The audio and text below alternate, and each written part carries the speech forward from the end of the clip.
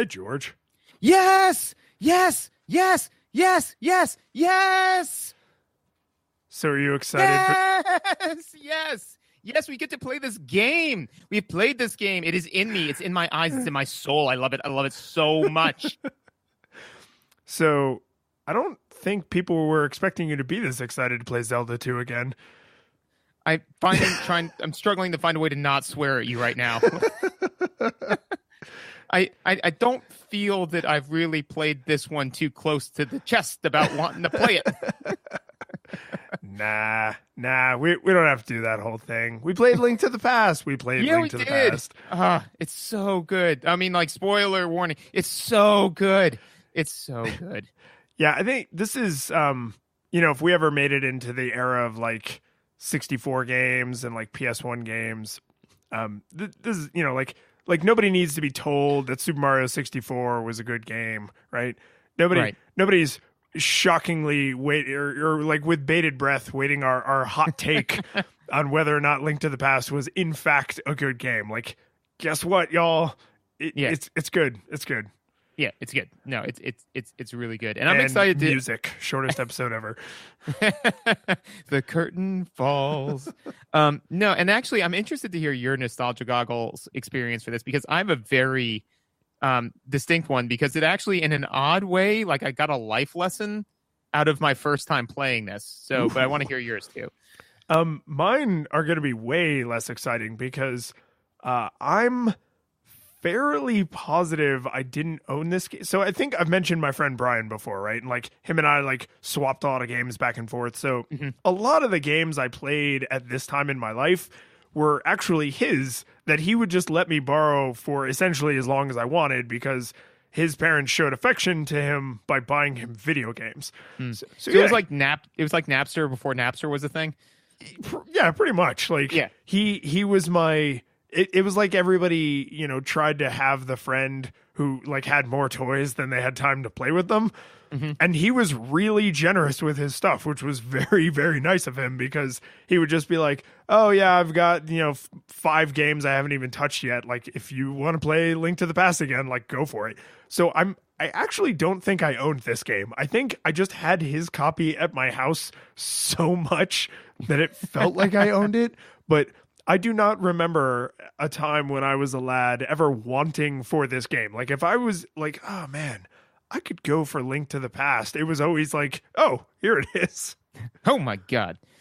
So for me personally, so I did eventually own this game, but the first time that I played it, it was over at a friend's house and it was his older brother's, like he owned the SNES and Link to the Past, right? So what we decided, so we would play when he wasn't, when he was like out, because obviously, older brothers are scary, right? I guess, I don't know. I mean, my friend seemed respectfully terrified of his older brother. Yeah. No, but anyway, so healthy household. Yeah, exactly. So anyways, but we would load up his save and play it, right? And the thing is that we probably sunk, all said and done, maybe about 10 hours-ish into just running around the world trying to play the game, and we got nowhere. And then eventually I was like, okay, well, let's just try starting our own save. And because we now knew what we were supposed to be doing and like what all of the symbols on the map meant and what our end goal was, we were actually able to, in substantially less time, get further than his brother, which the lesson I took away from was don't take shortcuts.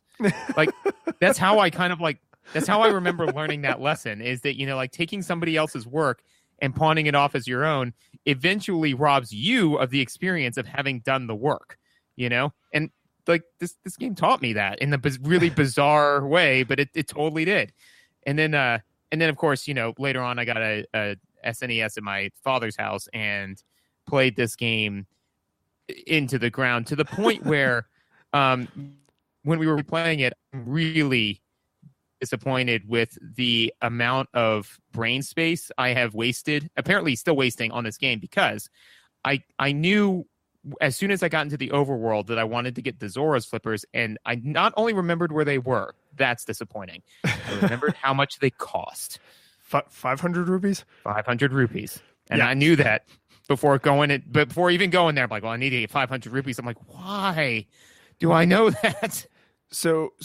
I'm sure we're gonna have a lot of gushy nonsense throughout, but the experience that I had to the how much of my brain is dedicated to this game for seemingly no good reason was I had disparate pieces where I was like, I can picture in my mind exactly what the room with this treasure in it looks like, or exactly, 8 of the 9 steps I have to take to get there, but the step that I'm missing is the first one.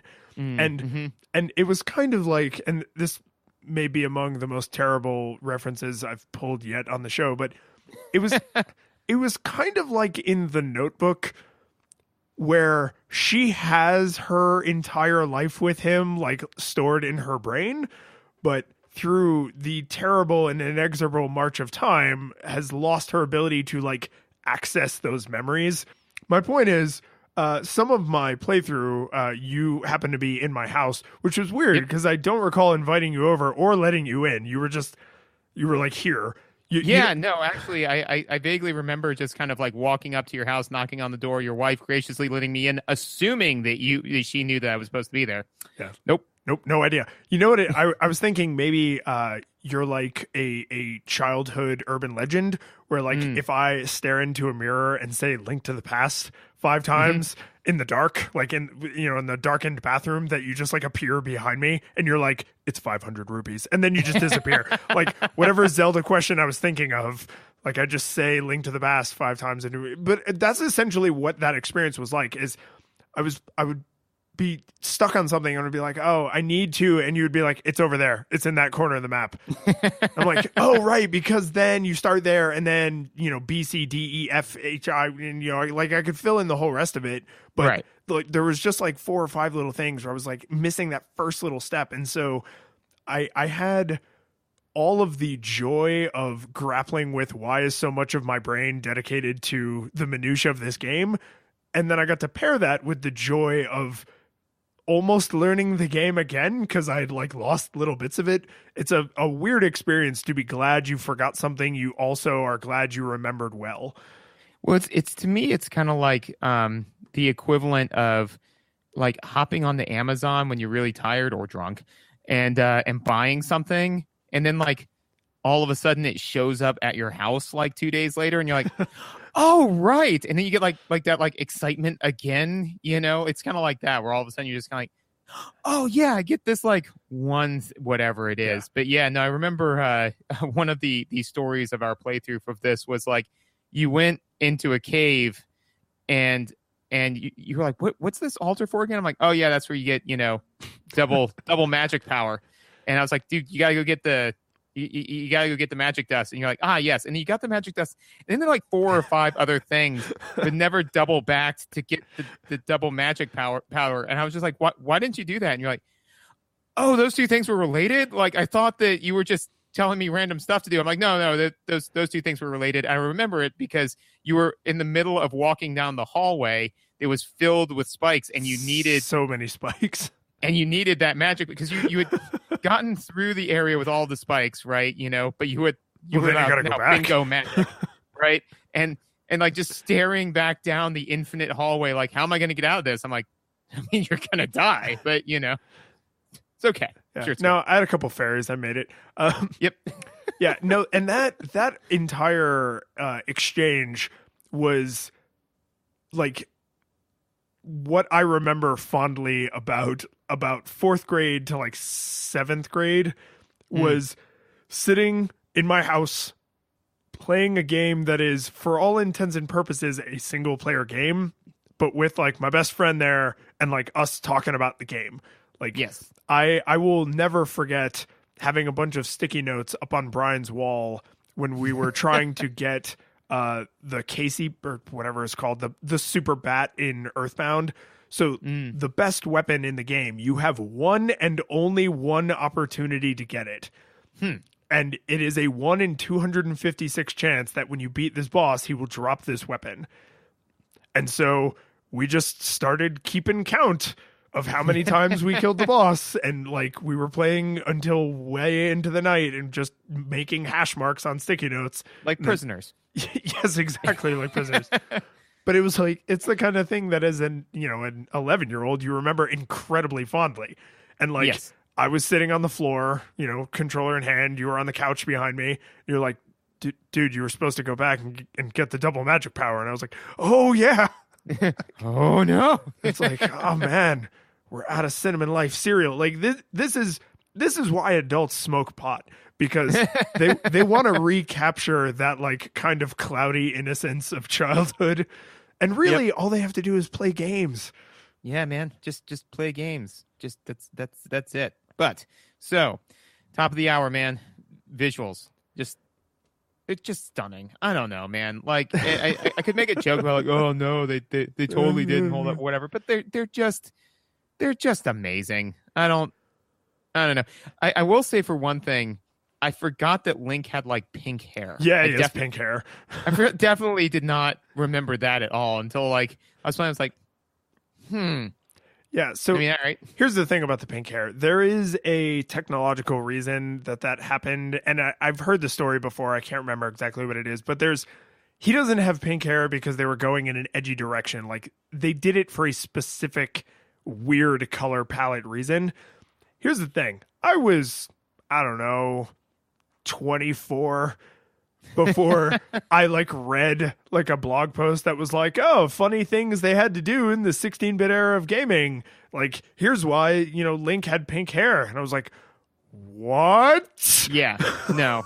Like, I probably played this game 40 times by then and was like, literally, how did I never notice this? Not like, oh, how did I? No, literally, how did I never notice this? Yeah, no, I mean, and I think that just goes to and kind of sets the stage for all of the visual choices that they made, which was even when they are ridiculous or don't make any logical sense, like they make the best choice that they can. Because for whatever technological reason they had to make his hair that specific color, it in no way stands out. I mean, like literally, if somebody said to me, I mean, when they said, Link has pink hair, right? I was like, no, it's brown hair. It's like, not in Link to the Past. I'm like, I mean, I would have easily slapped at somebody. Oh, I mean, totally. Yeah. I mean, and just gotten the teeth knocked out of my face, I was just so sure. But no, I mean, like all of the visuals, they're very, very crisp. They do a great job, like representing a world, representing variation in a world. I mean, just, and I mean, like, I'm sure you've got tons of notes. I got tons of notes, but like one of the things I think the visuals do really, really well is telegraphing like what you're supposed to do, So like, for example, in the very first dungeon to get into it, right? You run around the castle and then there's like, a cobblestone brickway up to a bush, which is surrounded on all four sides by like brick, so you've at this point you've probably swung and hit a bush, right? So that they're destructible, and then it's like, look over here, look at this big, like they just basically. I mean, it's a bullseye. Yeah, the cobblestones are basically arrows pointing at the thing, saying like, this is out of the ordinary. It's the only thing that's in that area that's like that, and so it just really they do a really great job with that because. As a kid, I was like, oh, that's where I need to go. And I went and swung at it. Not that like I didn't feel like somebody was like dragging me by the ear and pointing at it, like they do in modern gaming where they'd have like a little red arrow that says like bushes like these can be destroyed. Like they do in modern Zelda. I mean, I know you love Ocarina of Time, and I'm not here to crap all over Ocarina of Time, but that Ocarina of Time up through Skyward Sword, it's almost like the designers were just like, what if instead of making it obvious what you need to do, we made it obvious what you need to do and then gave a bunch of unskippable prompts that tell you what to do in case you're an idiot. And that kind of like, I will deal with unskippable prompt games. I mean, I've played Assassin's Creed. Like I will play waypoint the game because to a point that can be kind of fun. But the trade-off, like what I want in return is for the information that I'm being force-fed to be the only way that I could get that information. To have this beautiful visual design that steers you in some subtle and some less subtle ways toward what you should be going to, and then also be, you know, like, I mean, this is where we get the meme of like, hey, listen, like to also be shoving that down my ear holes when I already know what to do because the graphic designers did their damn job. Like that's what made that so unacceptable. And that's what makes the level design and the, I guess the whole world design in Link to the Past so good is it's like, here's all the information you need to know to solve this problem. And if you don't, we're going to just let you run around in circles until you notice the cobblestones pointing at the bush. Yeah. And I mean, that was the thing. I think that, and we'll talk more about gating later, but I think the fact that this is a very gated moment in the sense that like the world is huge. And if they gave you the whole huge world to explore, and that was the only visual cue that they gave you, the chances of you like missing it and then spending hours upon hours like dinking around a world that you can't really interact with would be problematic. But you've got about like 3 screens that you can, you know, interact with at that point in time. Right. And so you're just kind of like, all right, it's not here. It's not here. Maybe this thing. And then, you know, and then you get it. And then, you know, and on top of that, I think, and to your point, I agree with you. I think that Ocarina of Time, as much as I loved it, since it was the first one in 3D, they developed a lot of good habits and definitely some bad habits. And the problem is that they never got rid of the bad habits.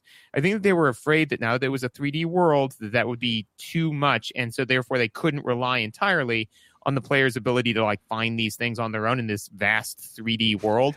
So they gave you like the little like training wheels. But then the problem was that, you know, they never took the training wheels off. In fact, they put more training wheels on. So now you're a 35-year-old with training wheels on the front and back of your bike, you know, tooling down the road. And you're like, why? That's no fun. You know, that's not riding a bike. Yeah. So the fact though, that they gated this very distinctly and said like, no, look, we need to make sure that you're aware of this. And also just respect the fact that respect you, not even as a gamer, but as a human, you know, like that you were trying to progress forward. So you were looking for things that can assist you in that. I think that basically they just, at this point in time, they trusted gamers. They trusted humans, you know, to like be humans. To have problem solving capabilities. Pattern recognition is super high up on the list of things that scientists think make us distinctly human. Yeah, and unfortunately, pattern recognition is also the thing that causes some really dumb stuff to happen in our brains as well. Also true. Like, but that's like where we get like optical illusions and crazy crap. Well, and also like, but the correlation equals causation, considering that we are correlation machines. It's like, it causes some really weird logical leaps. Hey man, if you want to recognize that the cobblestones lead to where you have to go, then you got to pay the piper. But it's true. So which is why I follow cobblestones wherever they go now. So I actually have a specific note about the cobblestones because not only does the cobblestones lead you to the bush, and the bush is specifically called out in a way no other bush has been called out, but on the other side, so the cobblestones go to the right of the main like door to the castle that you cannot go through. So you're like, I know that I need to go into the castle, but like I can't go through this door. If you look very carefully, there's a left path and a right path, and the left path does not have cobblestones. Right. And if you go that way, you can go for a little bit and then there's nothing over there and it's a dead end and you have to turn around. But you probably, if you're a first time player, you're probably not even going to go that way because you're drawn toward it's like, oh, someone literally laid stones there because that's where I'm supposed to walk. It's not like, there's sword marks on the wall and you have to notice that your uncle went that way so that you can go after him because there's been a struggle here. Like, oh, I'm supposed to walk on the walking path. Like it's a walk where people walk. Yeah, like it's super, it's subconscious where you could do it completely automatically, but your brain has still filed away like, sometimes there are walking paths and they lead to places that I might want to go.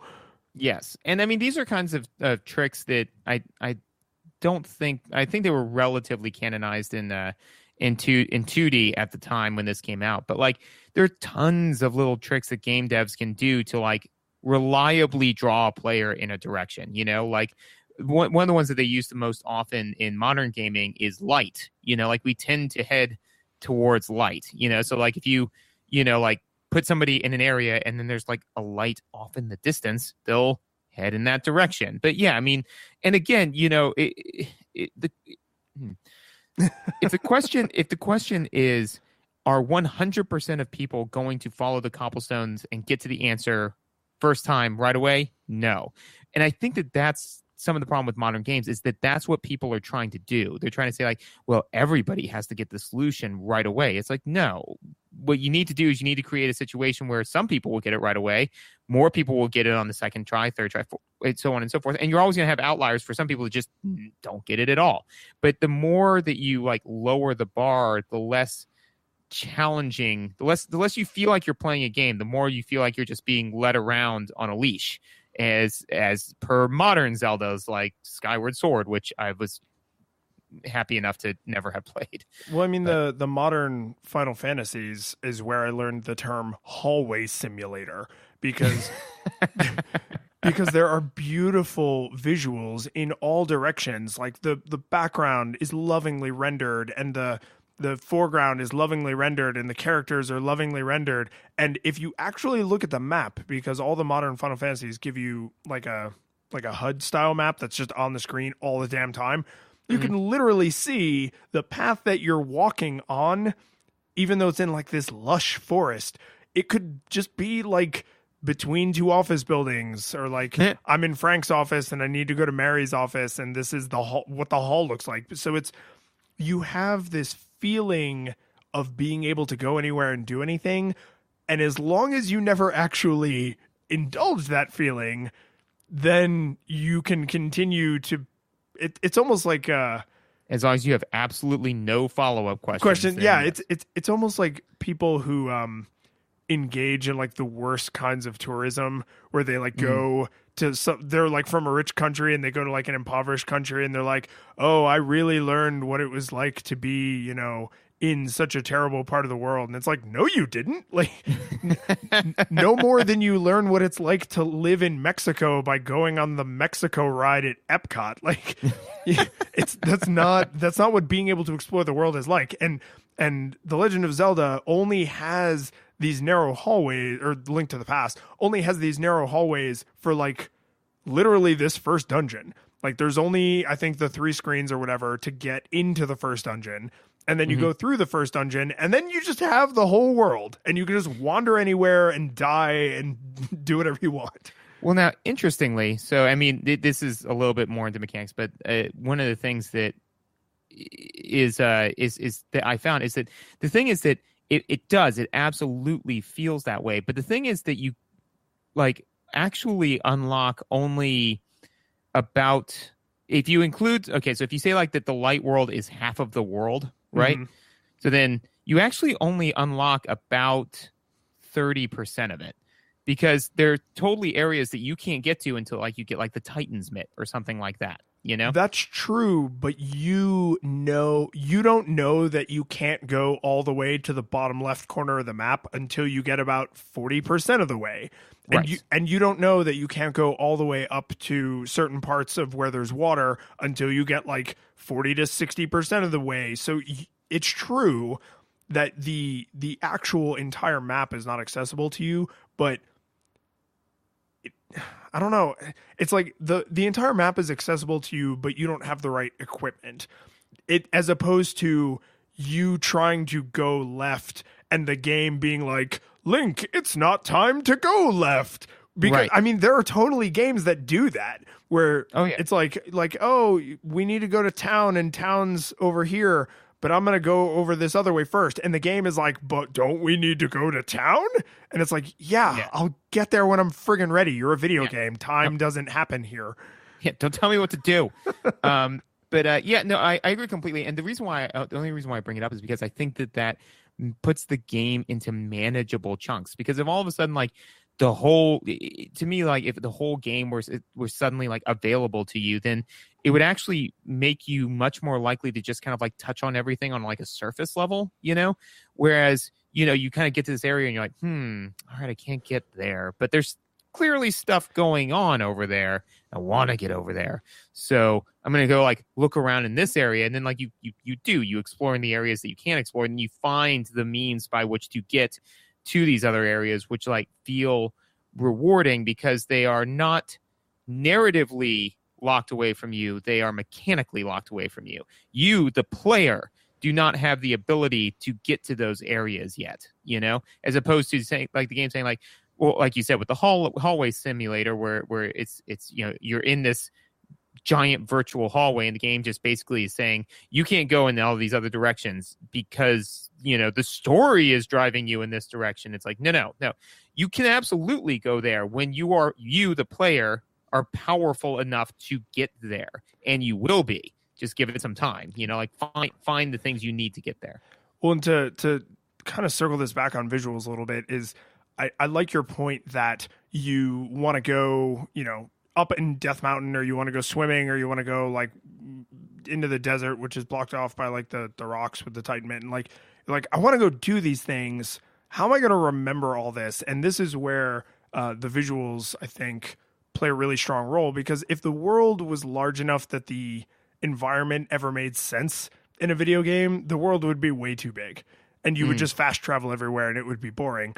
So the fact that Death Mountain and the water area and the desert and each of these places are visually distinct means you can remember exactly like the cramped part where the mountains come together and you have to use the Titan Mint to lift up the rock. Like that stands out visually in your mind, so that even though it would probably be convenient in some ways if you could like leave markers on the map, or maybe, I don't know, like, were you ever one of those kids who like actually took notes on like pen and paper? I did that sometimes. Oh, God, yeah. Yeah, right? So it's like sometimes like you're just like, I'm going to just jot this down. But there's enough of a visual, kind of like clear visual cues. The mallet things, the pegs that you can hammer down with the mallet, those are a perfect example, because the second you get the mallet, your brain washes you over with images of everywhere in the light world you saw those pegs.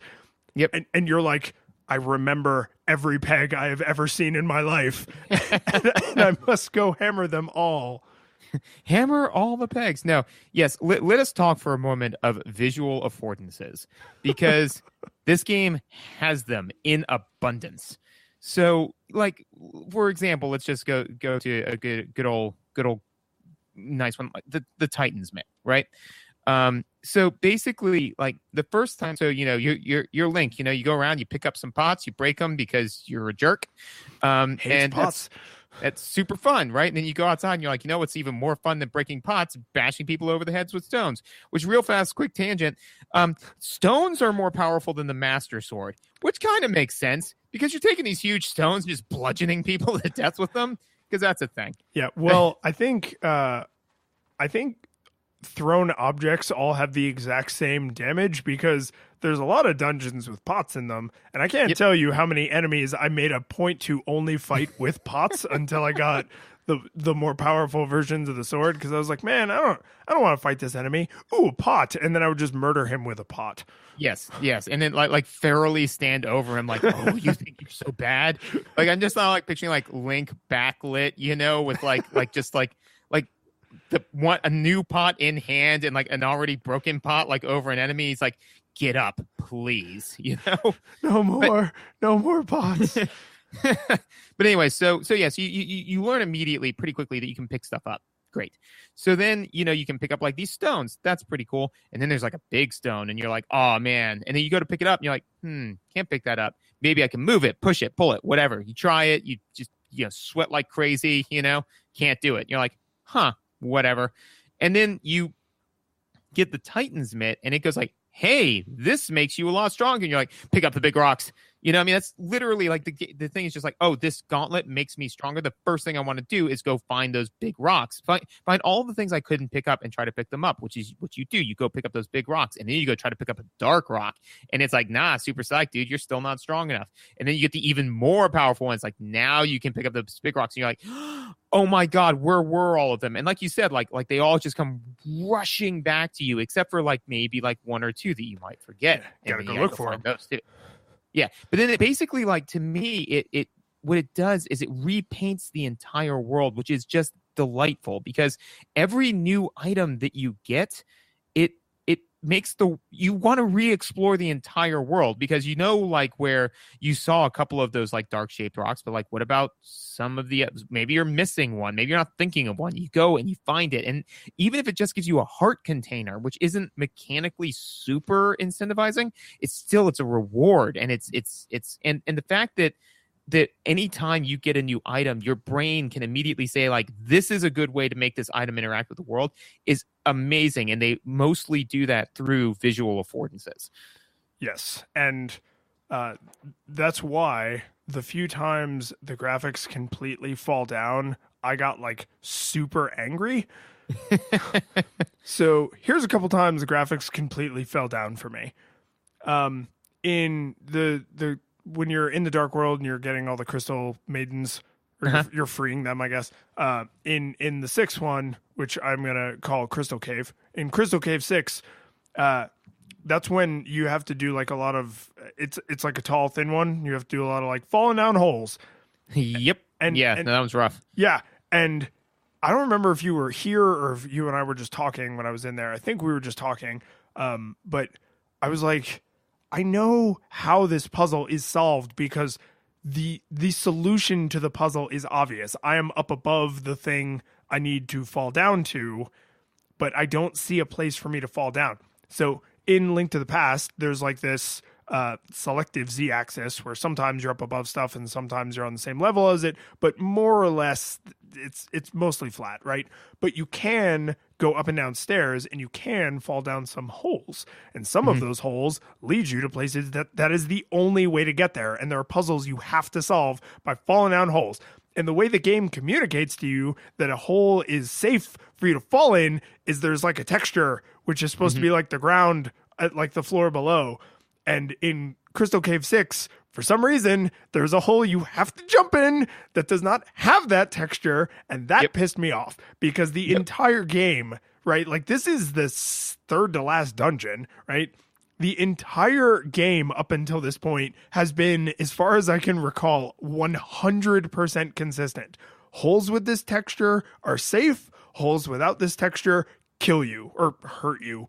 Right. And so when I was like, dude, I just can't figure, you were like, well, you have to jump in a hole. And I was like, but there aren't any holes that you could jump. Oh my God. And like, I ran up like 3 flights of stairs and then flung myself into this hole. And then instead of taking damage, it loads me onto the next floor I needed to be on. It was just like, motherfucker. So angry because it feels like an intentional choice. Like the designers, I do not think this is a glitch or a bug. I honestly believe the designers were like, hey, you know what?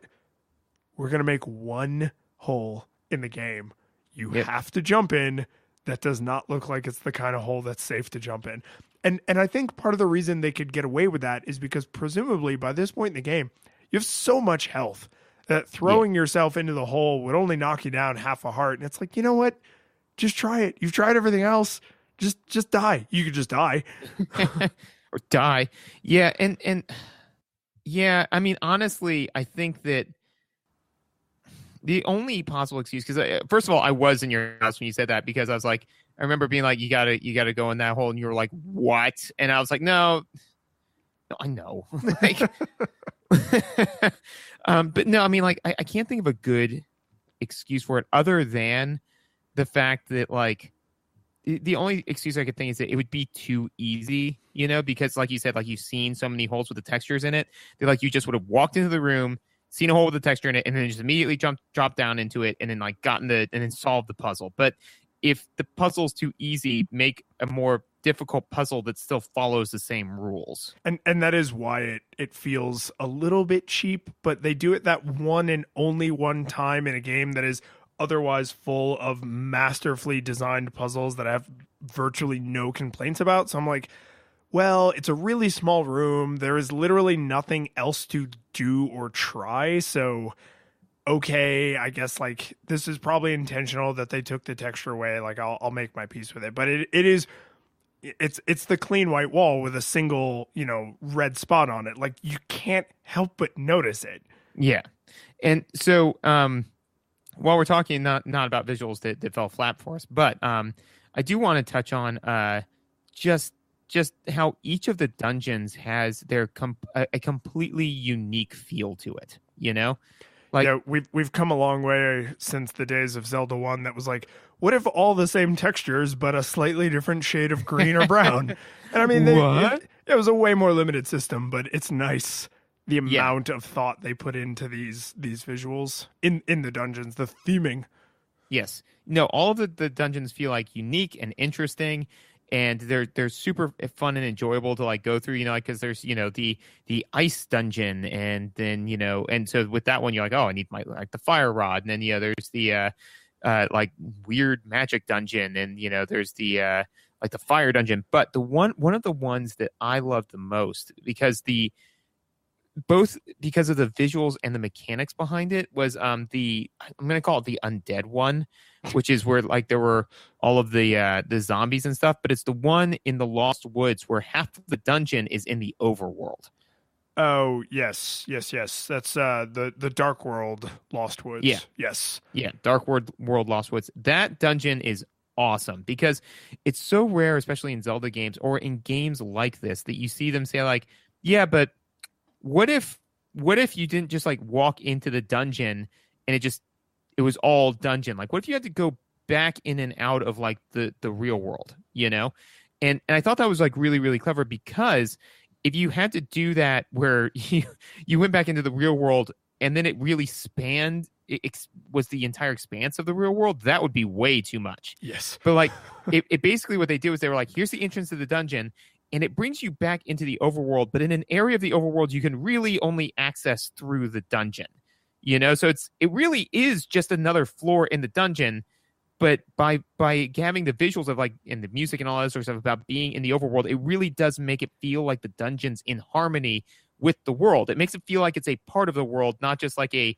sub-universe, which I really appreciated. I mean, inside buildings, inside dungeons, inside story events, like whenever you go from the overworld into a location, there's often that feeling of like, I've gone into the TARDIS and it's, way, way, way bigger on the inside. And that's fine. Like, it's just a video gamey thing. Like, I get why they do that, but they even prime you for this moment earlier in the game because the second pendant, makes you go outside, but it's not like to solve any puzzles. You just walk outside and then you walk into another door, but you had to go outside to get to that door. And it's just, you can almost, if this game was on the 64, you could hear Navi being like, oh, well, Link, we had to go outside. Make sure to remember that for later. Like, and it'd be super annoying. But instead, you're just like, oh, wow, that was kind of striking. The first dungeon I went in, I didn't have to go outside. And then the subsequent, 8 dungeons you go into, you don't have to go outside. But then you get to one where you're like, wait, am I back outside? Yeah, no, absolutely. And I mean, and they do such a great job, like continually priming you for stuff like that. But I felt that specifically with the visuals, that does a good job making you feel like these aren't just these dungeons are a part of the world, not like a stage within the world, which is something that I feel a lot of games, even modern games, with all of the graphical power that we can issue forth towards this end, like fall flat on, because even with just a top down 16-bit game, they can make these dungeons really feel like they're in tandem with the world. For example, I forget which one it like the numbers, because there's so much content in this game.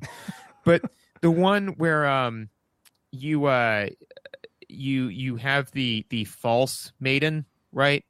Who's the thief? Yes. Yep. Yeah, you got to shine the light with the bomb. Yep, exactly. So you have to like go up into like a higher level, destroy something, which then alters the light that's passing through it, which is really interesting, and then go back down and like bring it into the light, and then it turns into like an evil demon. Again, that makes you feel like, no, this is all one giant layout that affects itself. And actually, you can totally get, if I remember correctly, you can get up there and just do your thing, and then go get the maiden and then bring her into the area, and then it turns into the demon. But you can get to the maiden before you go up into that area, which I know I did, and I can't remember if you did. I don't think that I did, because I knew when I got to that dungeon, I was like, I know exactly what's expected of me. Yep. So like I, just forgot or whatever. I got the maiden, so I was like, she was following me around. I was like, and I remembered that I had to like shine light on her, So I was like, oh, that's right, I've got to go upstairs. So I started to do that, and she says she'll say to you, I refuse to go up there, Nice. and she'll leave, and she leaves, Nice. like you go because, up, and because the hallway on the way to where you bomb has windows in it. Yep. Yes.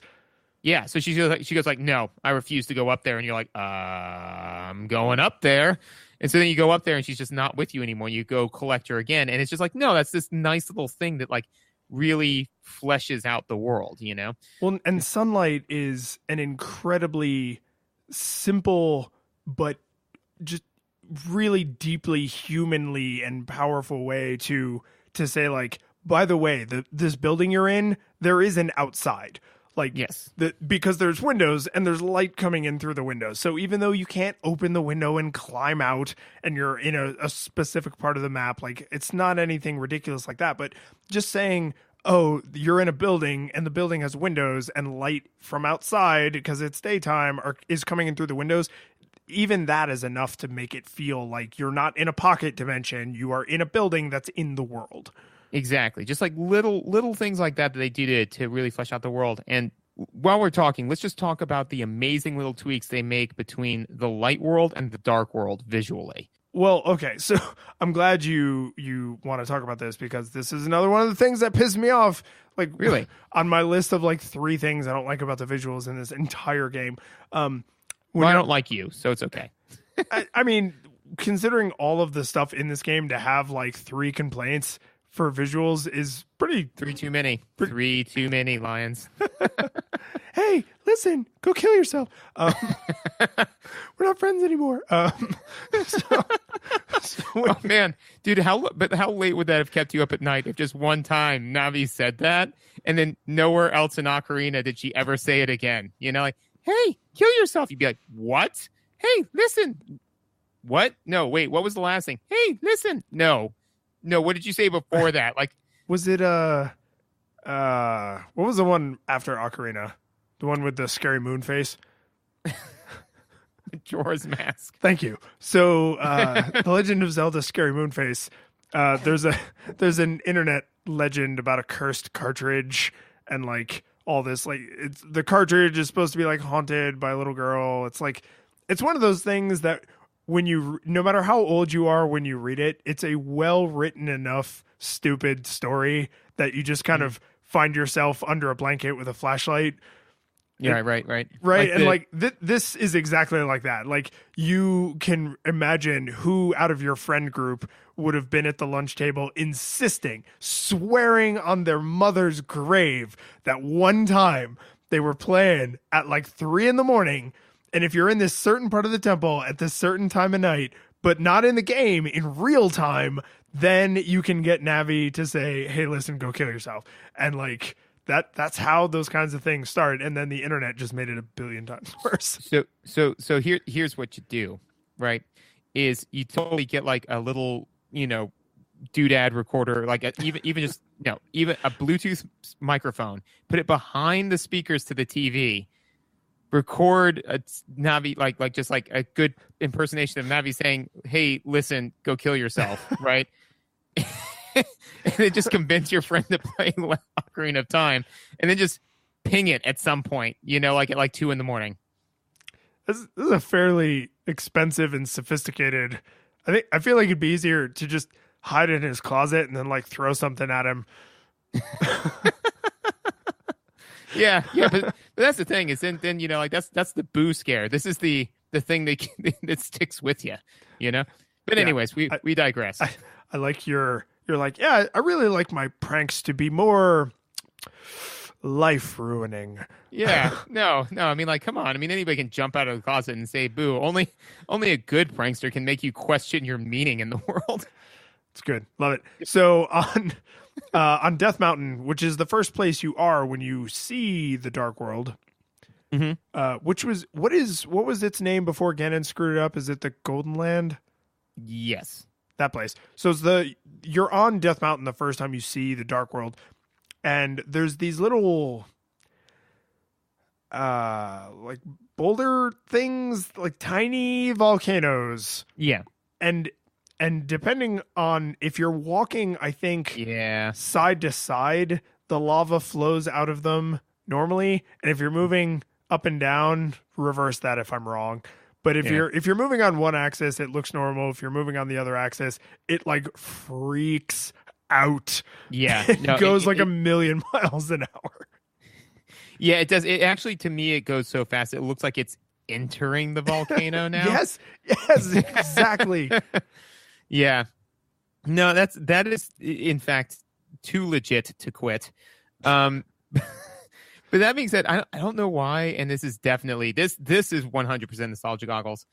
I actually enjoyed that because I would enjoy just like and then just like making it go back into the thing and be like, yeah, and then just I said, but that's to be fair, it is a glitch in the visuals. It definitely takes you out of the game and reminds you that it's a game. Yeah, and here's the thing. I also did that. So even though this is a visual that I would say like sticks out in my mind as a broken visual, I still actually kind of remember it fondly and enjoyed it on this playthrough. Yeah, you're like, I don't know, like it just gives you like some kind of like all of a sudden you're like Link, lava god, like I have not many powers, but one thing I can do is make this lava that perpetually flows out of the volcano flow back into the volcano sometimes. Yeah. But only when I want to. Yes. And so as a note, because I have a specific one little visual note about the Dark World that I want to get to, but as far as like big overarching, I mean, like I thought that I'm a huge fan, and it could very well be because of this game, of this type of visual imaging where it's the same world but with like a twist, And I mean, like Ocarina did it with like the future world, Stranger Things with the upside down, you know, like I really, really enjoy that because again, basically for the bulk of it, they just like they took all of the existing assets, copy paste. And for, a lot of the areas they were like, and palette swap, make it brown. Yeah. Make it brown. Was it brown? Make it browner. Yeah. Make it the most brown. Nah.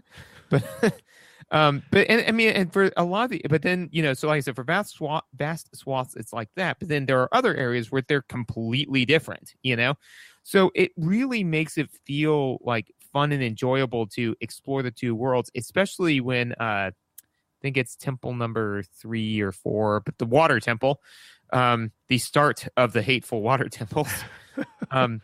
Where you go into the light world, do something, and it impacts the dark world, because then they only do that like a handful of times, but it does, again, those little visual and mechanical things make these two worlds feel linked, which makes the entire world feel huge. It's not like either or. It's just kind of like, so you'll spend time being like, ooh, what if I do this and then go into the light world? Nothing. All right. But what if I do this and then go into the light world? Nothing. All right. But what if I do this and something, like, but it just, I don't know, man. It makes the world feel so much richer. And again, for such a low impact on the visual, like in the memory of the game, like they didn't have to do a tremendous amount to make the dark world feel dark and foreboding and evil, you know? Well, I I like that you specifically noted Stranger Things because this and actually even in Ocarina, because when you go into the future in Ocarina of Time, like everything's done screwed up, like it's bad, things are not Yep. good. Whereas in the Dark World,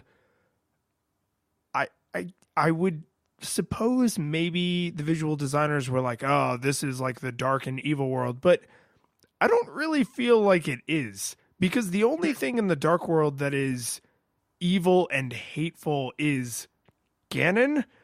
And then like there's just some people who are like jerks, but like that's not that unusual.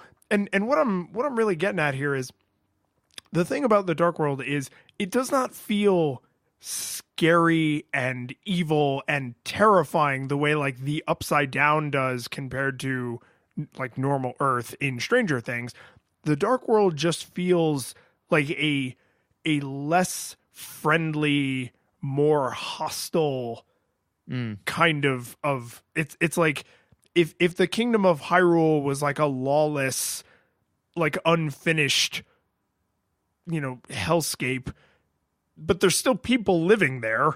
Like they're just kind of going about their lives and just like doing their thing.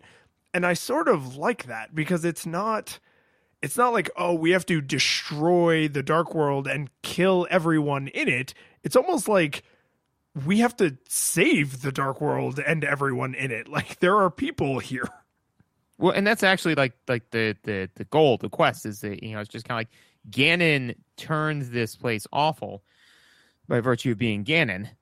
So we need to make it now not awful, not destroy everyone in it, Right. I do think that they do, because like I think that I think that you can definitely say that it's not evil. It's not like the Upside Down where like everything in there needs to be burned to the ground. Absolutely. But I do think that they do a good job, like right off the top, letting you know, like, because what I think that they do well is this point through the first 3 levels, right? So at this point, you're through the first 3 levels, and you're starting to get comfortable with the game. You're comfortable with the mechanics. You've got the Master Sword. You've got like some more hearts. You know what you're doing. And then all of a sudden they're like, okay, now we're going to put you in the Dark World. And you're like, okay, that sounds ominous. and then so like you come off of a giant like pyramid where you're like, okay, this is definitely architecture that I am unfamiliar with in relation to this game, And the very first thing that happens is giant cyclopean bomb throwers attack you, and pigmen throw like spears at you and stuff like that. So all of a sudden you're like, whoa, this is and there's nothing human, Yeah, just only humanoid. Exactly. They're all humanoid, but they're not human. And some of them are like giant fish creatures that come at you. So all of those visuals are very alien, So it makes you, the player, like, again, uncomfortable, So which I like because, it's saying like, good, you got comfortable. That's fine. There's still a whole lot more before you are the hero, And I for a game that with the constraints they're dealing with, I thought that they did a good job leveraging those visuals and leveraging the way they hit you with them. Because if you think about it, right, like you've seen at that point in the light world all that there is to see for the most part. Like you've probably seen some Zoras, you've seen some monsters, all that, some Octoroks, all that good stuff, right? Been to the one town. Yes. The one village, Kakariko village, probably got beaten to death by some roosters, the whole Zelda experience. So can I interrupt you for a second about that? Sure. Because I was wondering when during the episode that was going to come up. I mean, it's gotta, yeah, you got. So I'm in town, and like is often the case, Sue is behind me, and she's hearing this heinous noise of me just wailing on this chicken. And she finally, because it takes a while, like you have to really choke that chicken before anything goes wrong. And she finally says something like, what are you doing? What is that noise? and I kind of come out of like, my 11-year-old self and realize like, oh, I'm not alone in my bedroom in my childhood home. I'm in my 30s in my living room with my wife. And so I'm like, well, I can either play this off like super cool and be like, oh yeah, there's this kind of funny thing I wanted to show you. Or I can just admit that inside I'm still a child. And I went with the latter. And I was just like, watch. I just continue to wail on this chicken until all the chickens show up, which I'm glad I did, not just because it was funny and delightful and I enjoyed it, not just because she was just like, what the hell is happening? But it is the one place in the game where they totally sacrificed what the Super Nintendo was capable of for a little bit of enjoyment, because the frame rate it drops to like 4 frames per second. Like, it's so bad. It's so shockingly bad. But the visual of just chickens just coming from all directions, just trying to hate cluck you, like it's just, oh god, it's so satisfying. I only did it once in the whole playthrough. But I had to get it in there, and I'm really glad Susan was like, what is happening right now? Yeah, no, I mean, I kind of did something similar. I was, in fact, alone when I did it, but I was just kind of like, well, you know what time it is. It's time for chicken geddon, and just like walked over and just like beat the hell out of that chicken until he sang the song that ended the world, But yeah, no, you got to do that. But anyway, so like I said, though, you've gotten all the visuals, you've seen all of that there is to see. And so then all of a sudden, Aghanim's like, Aghanim, is that the right way to pronounce that? The wizard. The wizard.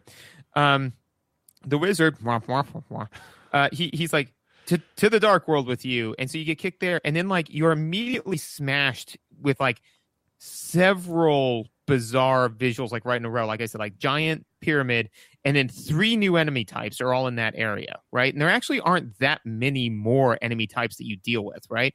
But you get 3 of them all in that area, and like all the grass is different, all the colors are different, the area is completely different. It really, it in a way like overloads your brain to say like look at all of this stuff you still don't know, And so then like you're like, oh, okay. And then not to mention the fact that the guy throwing bombs at you is nigh impossible to kill at that point and deals you obscene sums of damage. You're just kind of like, I feel I'm scared again, which is good. I'm less ready for this than I had previously thought. Right, which is good because they need to realign you into that space to be like, no, you're not done, not by a long shot. And I didn't think about this before. And this would have made an excellent segue into audio if I didn't have a couple other things to say about the visuals. But when you fight Agamemnon there and you walk into the room where he has Zelda, and he's like, oh, cool, you're just in time for me to maybe murder Zelda. And she floats up into the air, and then he hits her with the lightning, and she's all like glowy. And then she bamfs into the dark world. And I think he says something like, I'm going to seal her away or something. So like you as the player, I think have the information that he didn't just murder her, but that visual is striking. There is nothing else in the entire game that looks like him sending Zelda into the dark world. And it's a unique animation with the lightning around her. It's a unique-ish sound effect. It's similar to another sound effect, but I think like they tweaked it a little bit. And something I didn't even think of till just now, which is why I say this would have made a great segue if I didn't have other things to say about visuals, is up until this point, if you have the Zora flippers, I almost said slippers. If you have the chopped off Zora feet and you have gone into any of the little whirlpools, you have heard the noise that it makes when you like teleport somewhere. And that is the last sound you hear after the exploding noise when all the lightning is around Zelda, because there's lightning and exploding noise, and then it goes and it's because, oh, she's not dead. He has just bamfed her somewhere. But you, as the player, are a little panicked because you're like, aha, I have the Master Sword. I'm here to save Zelda. Oh, crap, she's dead. Wait, is she dead? Dude, I just got the Master Sword. Did you just kill my maybe girlfriend? Like, what just happened? And then like he runs away, and you got to chase him, and you got to like cut the curtain down, which is kind of neat. And then you go and you fight him with the bug catcher net because you're a smart As ass. you do. And, Yep. And like, and it's fine. And then like you end up in the Dark World, but like the fact that once you're in the Dark World, you are immediately unsettled, I think is actually the unsettling icing on the unsettling cake of watching Zelda maybe get murdered. Like, you charged in thinking like, aha, I'm the hero. I have the Master Sword. I'm about to save the day. And then you super do not save the day. And then right when you think like, aha, at least I beat the bad guy, he's like, wrong, and sends you to the Dark World where every random enemy walking around can deal almost your entire health bar and damage. Like, you go from a very high place to an exceptionally low place in only about 3 major steps. And it's just, it's mechanically really rich, but it's visually very, very well done. Absolutely. No, agreed completely. And it's a great like beginning of Act 2, The one final note I had for visuals was Bunny Link. I like Bunny Link. But I also like Bunny Link. But specifically because and they call it out to you, which is that like the Dark World changes you into whatever is in your heart, So I kind of like that as a kid, and I think that it still serves a good note as an adult, which is that Link is not, it's letting the player know, it's like Link and you are not doing this out of a sense of like bloodlust or out of a sense of glory or anything like that. You're doing it because it's something that needs to be done. Deep down, you're a little bunny, that's what's in your heart. Like Link, if not for the call to action, would have enjoyed just being, whatever it is that he and his uncle do. Pot smashers. Yeah. So he would have just been fine to just stay at home doing pot, Yeah. Well, and that actually, I'm glad you said that, because that jives with one of my last notes here, which is I love his goofy walk cycle. Like when Link walks and his like hat and hair kind of flop, like he doesn't walk in a perfectly like even way. Like if you look at some video game like walk cycles, the eyes of the character stay perfectly level, which no one really moves like that. Like that's why when you watch first person footage, it's very disorienting because you don't feel your body swaying, but you in reality, your eyes are like bobbing up and down all the damn time. But your brain just corrects for it, because otherwise it'd be super disorienting and we'd probably get eaten a lot. Yeah, life would just be puking everywhere and it would not be pleasant. But Link has this like almost dopey walk cycle where he's just like bouncy, like, hey, I'm off save Zelda. Like it's kind of, it's not, oh boy, here I go saving Zelda again. Kind of, yeah. And like his hat flops and like his hair kind of bobs, and it just it makes him literally everything you do everywhere. Because I mean, the game starts with him in bed, like tucked in, while his uncle is like getting the call. From like the maiden's bloodline is like calling the hero's bloodline, and Link is like snuggled in bed and then gets up and has this like dopey walk, and then like when he goes into the Dark World, deep down he's like a cuddly pink bunny. Like, and I love that through line of little visual cues that like even his little shield, like his little starter shield, is like so pointless. It's really more of like a buckler. Yeah, and like the sword you get from your uncle is literally actually shorter than the Master Sword. Like I checked because it was bothering me how many times I was whiffing on enemies. But, yeah, well, I mean, first of all, get good. Yeah, get good, you. No, and also, too, it just suddenly makes me think of Dragon Ball Z Abridged, where Goku's fighting against the androids and he starts having a heart attack. He's like, Piccolo, tag in. And then like Piccolo goes and he just drops immediately. Oh, Gohan, tag in. Like so Zelda's like, okay, Uncle, tag in. It's like, oh, he died. Hey, Link, tag in. And actually, this takes me to my the very fun. This just is in this section, but is that there are two types of people in this world: people who name their character Link, and everybody else who I assume are monsters. But yeah, no, man. Like when it was like name, like choose your name. I was like, well, it's Link. Really? I would think you, of all people, would be like, no, I am Link. And like bequeath upon him your name. I did. Yeah, nope. You called yours David? Lions? Yeah, no. Went with Link. When I play RPGs, I usually I would say I almost always the first pass everybody gets to keep their name. Which is why I find games where the characters are nameless to be like mind-blowingly frustrating.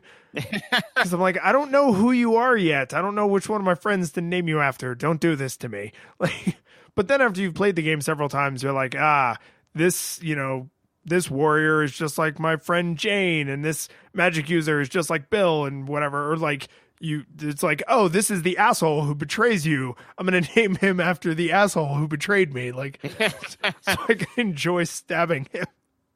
I will admit I've done the in RPGs naming after friends thing a couple of times. Although my favorite naming schema that I've ever seen is our friend Frank, when he was playing Final Fantasy Tactics.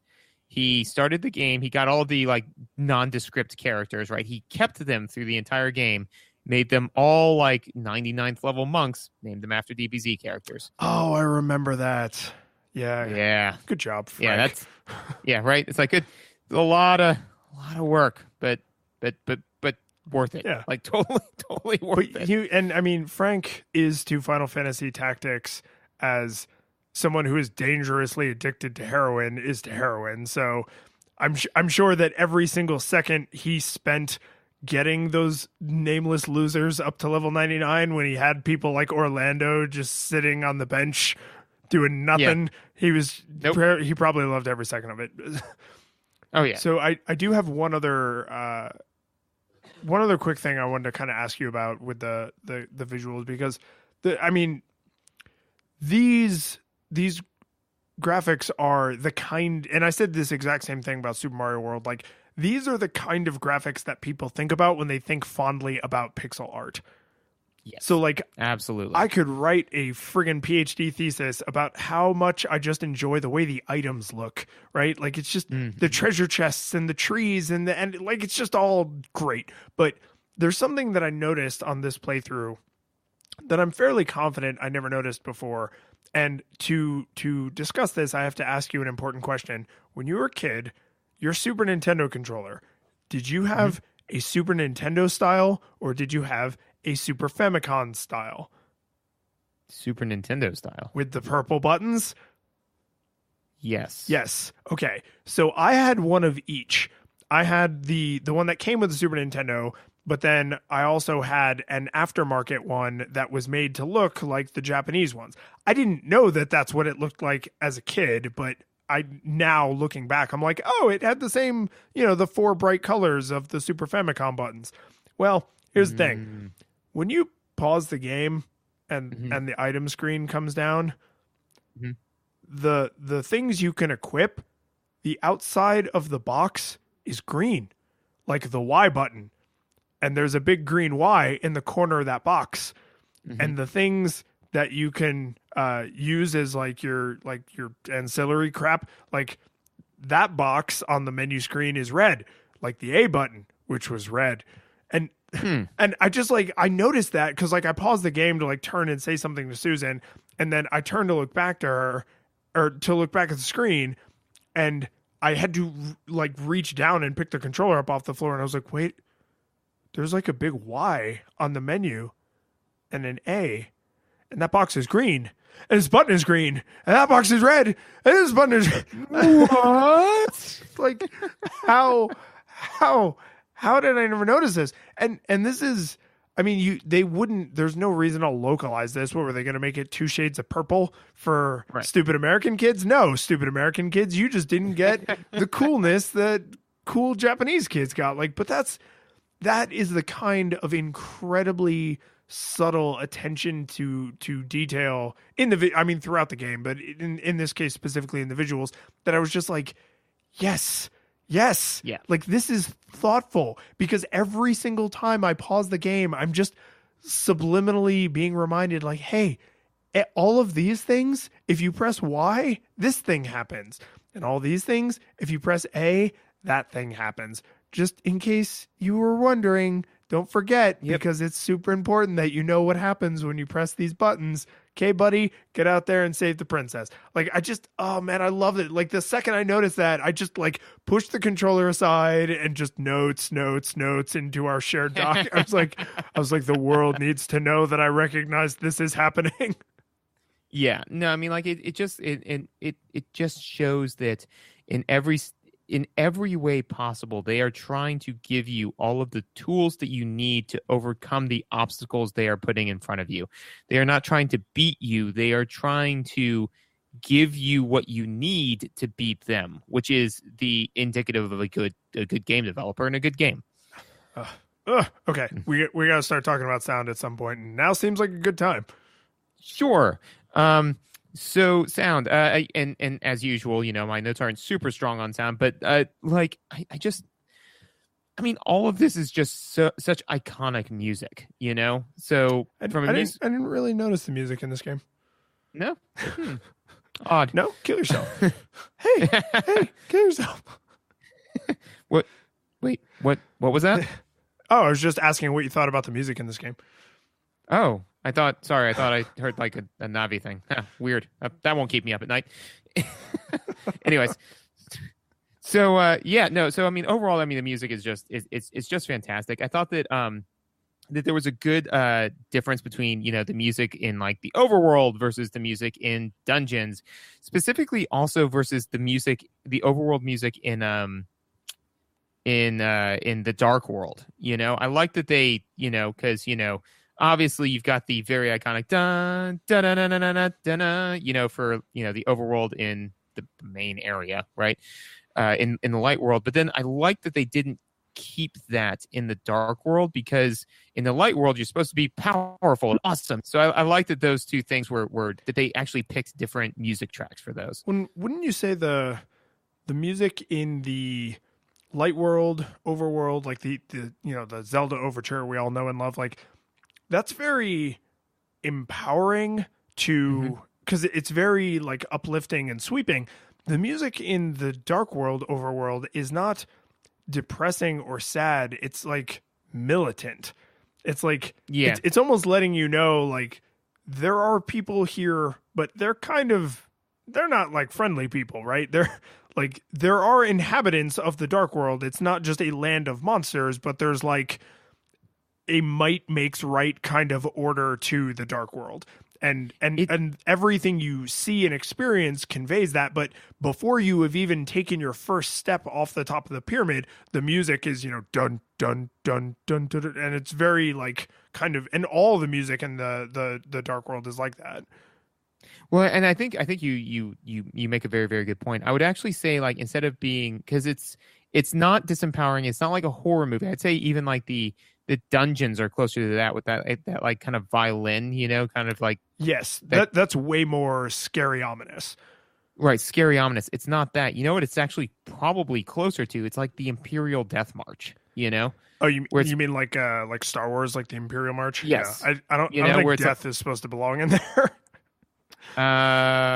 Sure. Hey, listen. Yeah, sorry. The Imperial March of Death. Yeah. Sorry.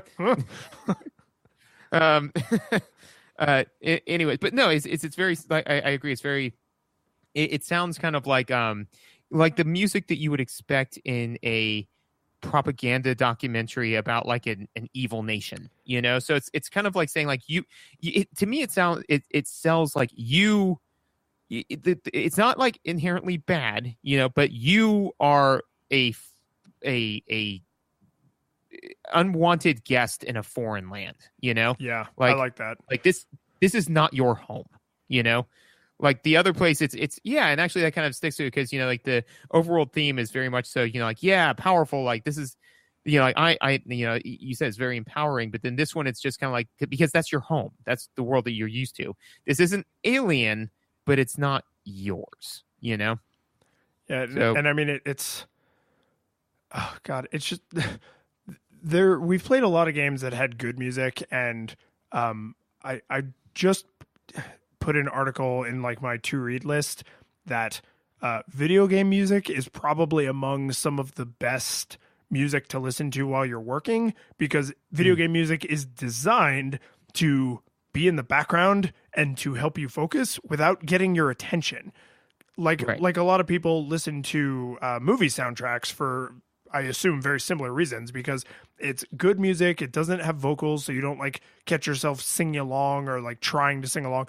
So I wonder, in a very small way, you could probably make a stupid argument that this music is maybe less good at being video game music because you're super aware of it, but the trade-off is that it's such good music. Like everyone knows the Legend of Zelda overture, right? Like I think one of my friends actually like walked into his wedding to that music. It wasn't the one he meant it to be. Like it was a different rendition. It was super. I hate everything you love. Dude, so for our audience members that are unfamiliar with this story, that he's talking about me, and at my wedding I had requested that I walk into the Legend of Zelda overture, and that was requested of the DJ, and so like I would walk in, and then my groomsmen were like in a lower area, of which Lions was one of them, like looking up, and all of a sudden the music starts playing, and it was not the Legend of Zelda overture. It was this insane chiptunes remix version of it. Yeah, it was like a club mix. Yeah, and I remember in my mind being like, this, none of this is right.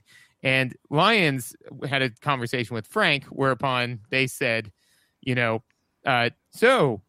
Lions, you said like, oh, this is odd. I'm surprised that George picked this particular remix. Well, because where we were, no one at the wedding could see us. Right. So it's important that everybody listening to the story understands that I was able to openly wonder about what was going on because nobody could see me. So I was like, huh. And I knew this song. Like I was actually familiar with this version. So I was immediately able to be like, this is an odd choice for him. Like I didn't really know George was into this kind of music. And then, may I? Because from my point of view, I think the punchline really happens from my point of view. Then you crossed a magic threshold whereby you were no longer outside our field of vision, and I could see you up on the little hill that we had to kind of walk up the stairs to get to. And I was like, oh, I'm really surprised George would have gone with this chiptune version. And I could see the pained look on your face. And I was like, he definitely didn't pick this, and he does not know what is happening or why it's happening. And I now have information that no one else at the wedding has. Like, I solved the puzzle. I put all these pieces together.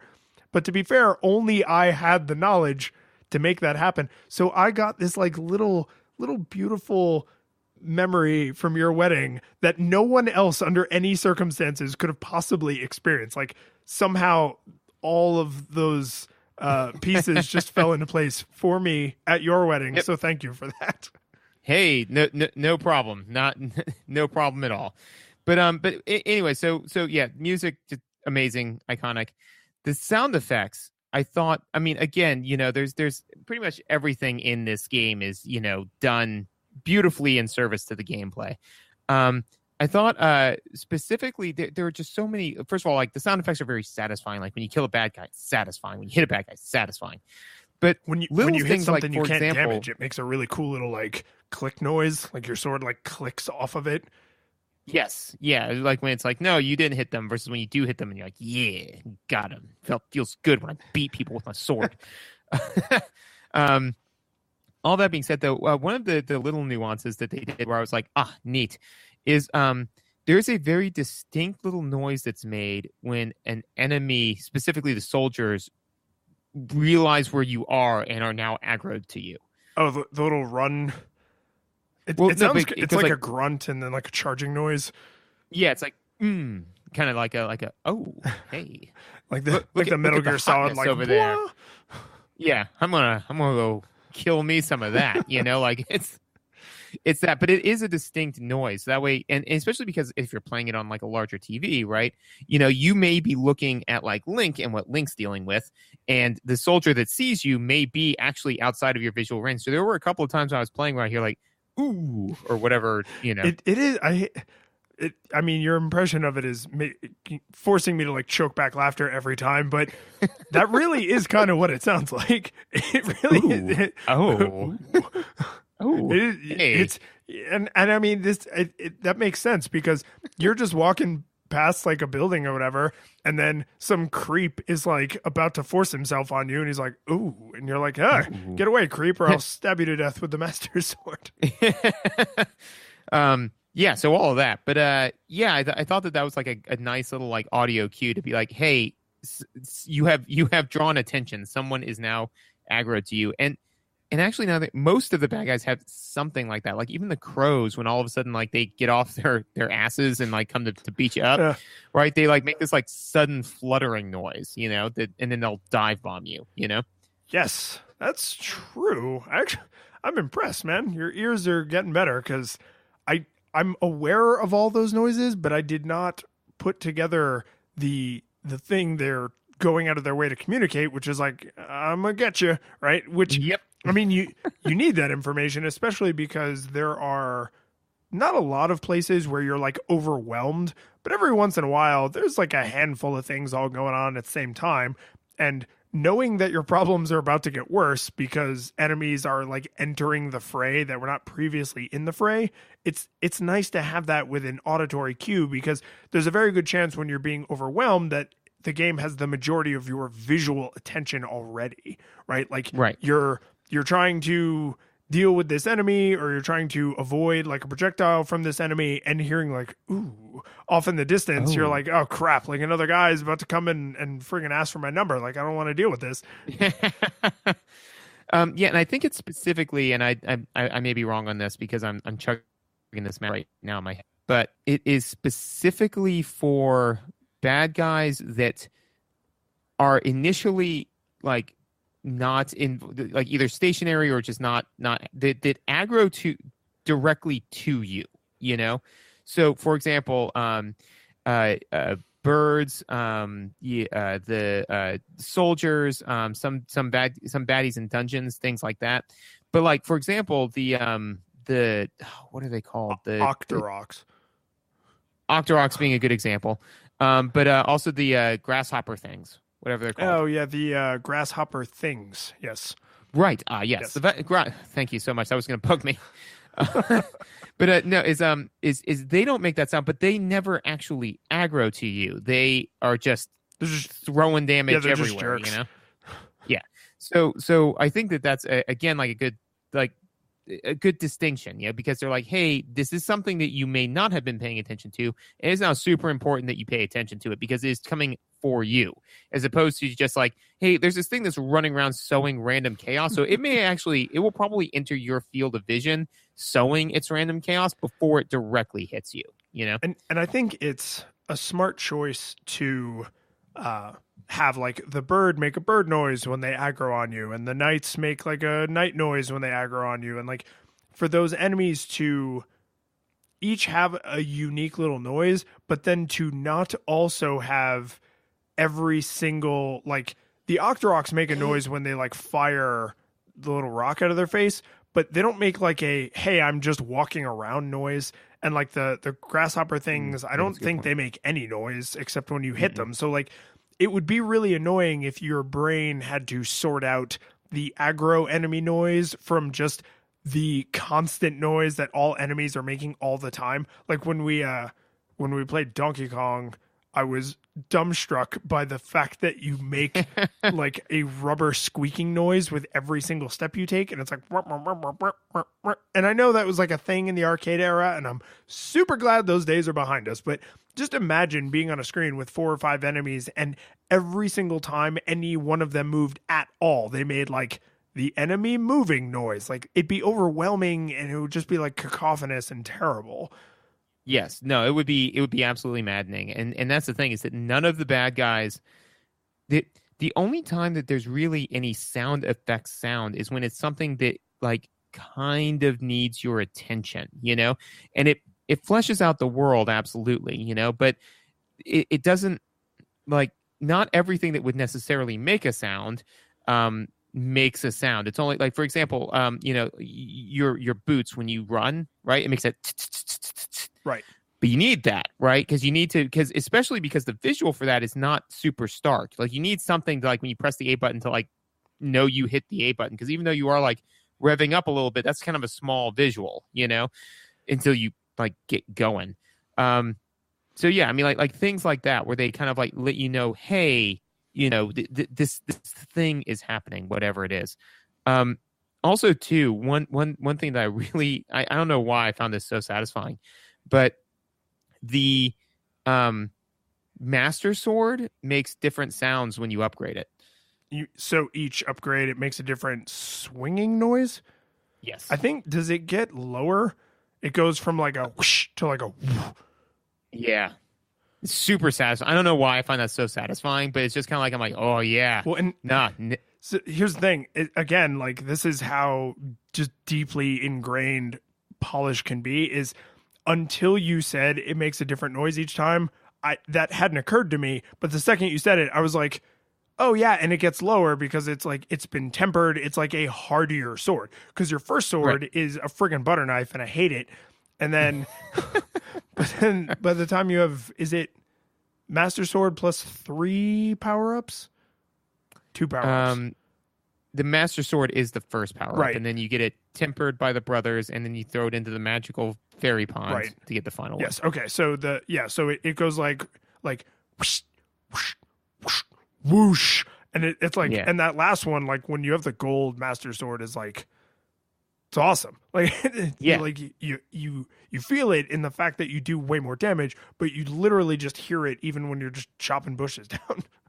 Yeah, no, it feels, and that's the thing, is that sound effect I really think emphasizes. First of all, it's a good sound effect to have, again, and it's one that you control, like you control doing. But it's super. It really adds the game feel, where it's just kind of like, not only does the sword look different, but it feels more powerful when I swing it, and that's good, because you kind of want that feel for when you hit bad guys, because until they expire, you don't really know how much damage you're doing, Yeah, it's not, at no point can you ever see damage on an enemy. They don't have heart meters. Like you eventually, the game has a lot of enemies, but not that many. So you eventually internalize like, oh, with the Master Sword, this enemy takes 1 hit, but this enemy takes 2 hits. And then you power up the Master Sword and you're like, aha, now all of these enemies take 1 hit, but now I've met new enemies that take 2 hits, even with the powered up one, and you kind of circle around like that. But you just having it sound a little bit different, along with the slightly different visual of the different handguard color and the different blade colors, like it's thoughtful. Like there's no reason to not make it sound a tiny bit different. It's like, oh, but then we have to design extra sound. Yes, do your job. Like, yeah, do the extra sounds. I noticed a couple things about sound effects throughout the game. One is the second you turn this game on, and it's a cartridge game, so you hit power and it's like game on, and it makes it, which is really nice. That's probably one of the most delightful things about replaying classic games is no loading screens. But I know, right? You hit the power and it shows the Nintendo logo, and it plays that noise. It's like that whatever that Zelda-y noise is. I can't even think where that noise comes up in the game. Is that a rupee noise? I think that's no. To be fair, I think that's just the Nintendo logo noise because it's also on Super Mario World as well. Slap it. Are you sure? Slap it. Because I'm almost positive that when you turn on Super Mario World, it makes coin. Slap it. Cool. Done. Okay, so the terms of this slap bet are: I am saying that the noise that it makes when you start up Link to the Past and the noise that you make when you start up Super Mario World are different. I am not saying I'm positive what the Super Mario World noise is. Correct. Okay. No, we're saying that I'm saying that the sound it makes when the Nintendo logo comes on, like right before it goes into like the full thing. I'm saying those two noises are the same. You are saying that they are different. Yes. Okay. And here's the thing. Even if you are about to knock my teeth out, I for whatever reason have imprinted that noise onto Link to the Past. So even if it is before every Super Nintendo game, I for whatever reason associate it not just with Link to the Past, but there is you can't advance through the first part of the opening to the game. Once the music starts, you can start mashing, start and jump to the load screen, but it makes that noise, and then the Triforce triangles fly in, and the music starts, and the amount of rest between that noise and the Triforce triangles comes in makes it feel like part of the music. So in my mind, that is how that song starts, is like with the Nintendo noise, and I'm fairly confident that was not a mistake or a happy coincidence. Like, that really feels like something that somebody either added a rest or removed a rest or did whatever they had to do to make sure that it would go like knink, and then boom, in the crescendo, with the actual like overture, and it's so satisfying, like it's so good. It just makes you feel good. Like, and I love that this era of music, like the 16-bit music, to me is still miles away from like proper instruments and what we got later with like a little bit on the N64 and then more in like the disc-based era of like, GameCube and PlayStation and Xbox. But I kind of don't care. Like, I know that these are not strings and horns, and like, I don't care. Like, I like the way they sound. Well, because they did a good job leveraging what they had. And I think that good game design in general is taking what you are able to do and leveraging it in the best way possible. So, for example, if they tried to do like this kind of full maze or thing, right? If they tried to do that, it would have sounded weird and disjointed. But instead they said, well, what can we do? Well, let's make that sound as amazing as possible. And man, in my opinion, it knocked it out of the park. I think this is probably why like the Mega Man music on the original Nintendo is so iconic. I apologize. That woman is an amazing composer and deserves infinite credit. She's just an amazing composer with incredibly limited tools. But what I was going to say is the Mega Man games are like futuristic-y games. So the fact that everything sounds electronic actually totally super fits. And your brain is not like, oh, that doesn't sound like a trumpet. Oh, that doesn't sound like a violin, because it's not supposed to. It's like some crazy future instrument you've never even heard of. And with Legend of Zelda, everything is, in fact, supposed to be like some kind of familiar instrument. And even though it doesn't quite sound like it, and it doesn't even really sound like a good facsimile, it still sounds good and rich. And like there's just great layers to all of the songs. Like they are well written, no question, but they also use these instruments in a very, very smart way. Absolutely. My final note for audio, which you can't talk about the audio in this game without talking about it. The low on hearts noise. Yeah. Yeah. I mean, again, it's kind of like, in this entire gigantic world, there were 2 or 3 visuals that kind of bothered me. Well, in this game that is constantly playing music and making sounds, there had to be at least one sound that you're like, God damn it. I don't know, man. Like for me, I mean, that sounds super annoying. There's no getting around that. That sound in and of itself is annoying. It is definitely it has stayed around in service to the brand. Like that is the Zelda heart sound, you know. I don't know. Like to me, like when I was younger, it added this sense of dis-ease, you know, of like, oh no, what's gonna happen? Now that I'm older, I don't know why. Like it got kind of a kick for me personally to the lengths I would go to get that noise to go away.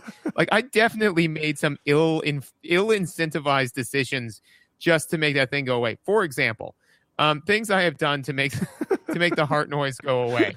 I have desperately ransacked a room for no apparent reason, just in the desperate hope that one thing in the room had a single heart to make that noise go away. I have murdered way more enemies than I needed to make that noise go away. I have drank potions I did not need to drink to make that noise go away. I have released fairies and then consumed them whole to make that noise go away. And finally, I have killed myself to make that noise go away.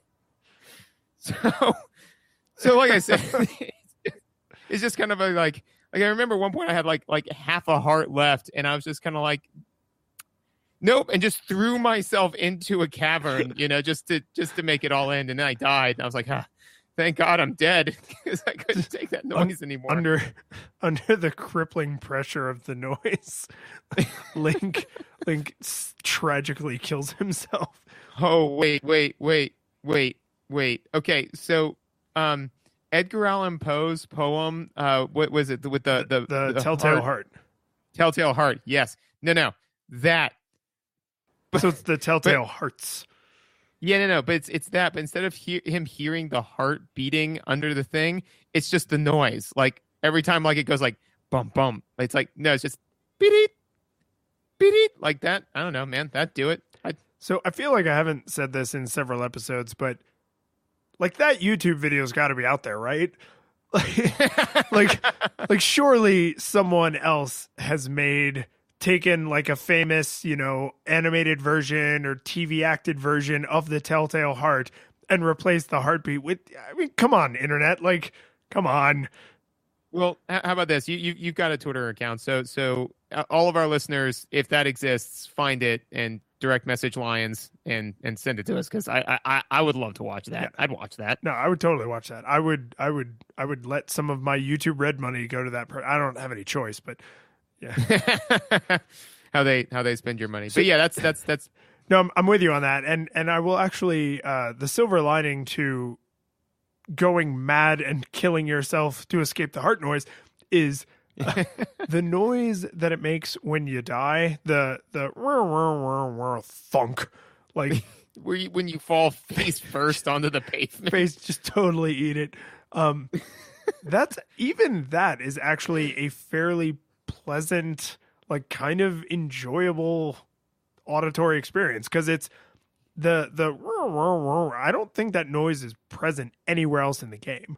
The thunk noise, I wouldn't be surprised if that's remixed and used in other thunking places, but the when you spin, I think that may be unique just to when you die. And it's not that a unique death sound is an unheard of thing, but I'm trying to think, like, is there anywhere else in the game you hear that sort of pleasant little noise, the thunk, and then like if that's all like way in the low register, but then if you had a fairy in a bottle, if you were keeping a magical creature a slave to your own ends, and yes, then okay.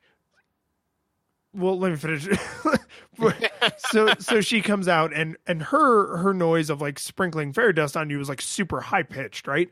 And then the noise of the hearts refilling is super high pitched. So there's like this cool juxtaposition between like the low, you know, sounds of death and like the high sounds of life. And that's like an interesting. Yeah, that's good. Yeah, right. It's like an interesting bit of like, they didn't have to, it could have been reverse where one was low and the other was high instead. But the point is that they're different and they like call attention to the fact that they're different. What is up with fairies? Because if you are holding them hostage, okay, so I'm thinking through this in real time here. The bottle with the fairy in it must be around your neck, because then when you collapse on your face, the bottle shatters, and that's how the fairy gets out. Because if she was just Who Framed Roger Rabbiting in there and she could have escaped at any time, do you mean to tell me you could have gotten out of that bottle at any time? No, not at any time, only when you were dead. Well, okay. But the thing is that she's not consumed, right? Like, she gets out, resurrects you, yes, and then leaves. She could if that was true, she could just very easily just let you to die. Absolutely. So what if instead you're like Stockholm syndroming these fairies into like believing that like so you capture a fairy, because you do capture them, right? Like, they're flying free, and then I think the text on the screen literally says, "You caught a fairy. What will you do with it?" Right. And so then you throw it into a bottle, and you're like, "Hey, here's the thing, man. I'm the hero. Like, you should be with me."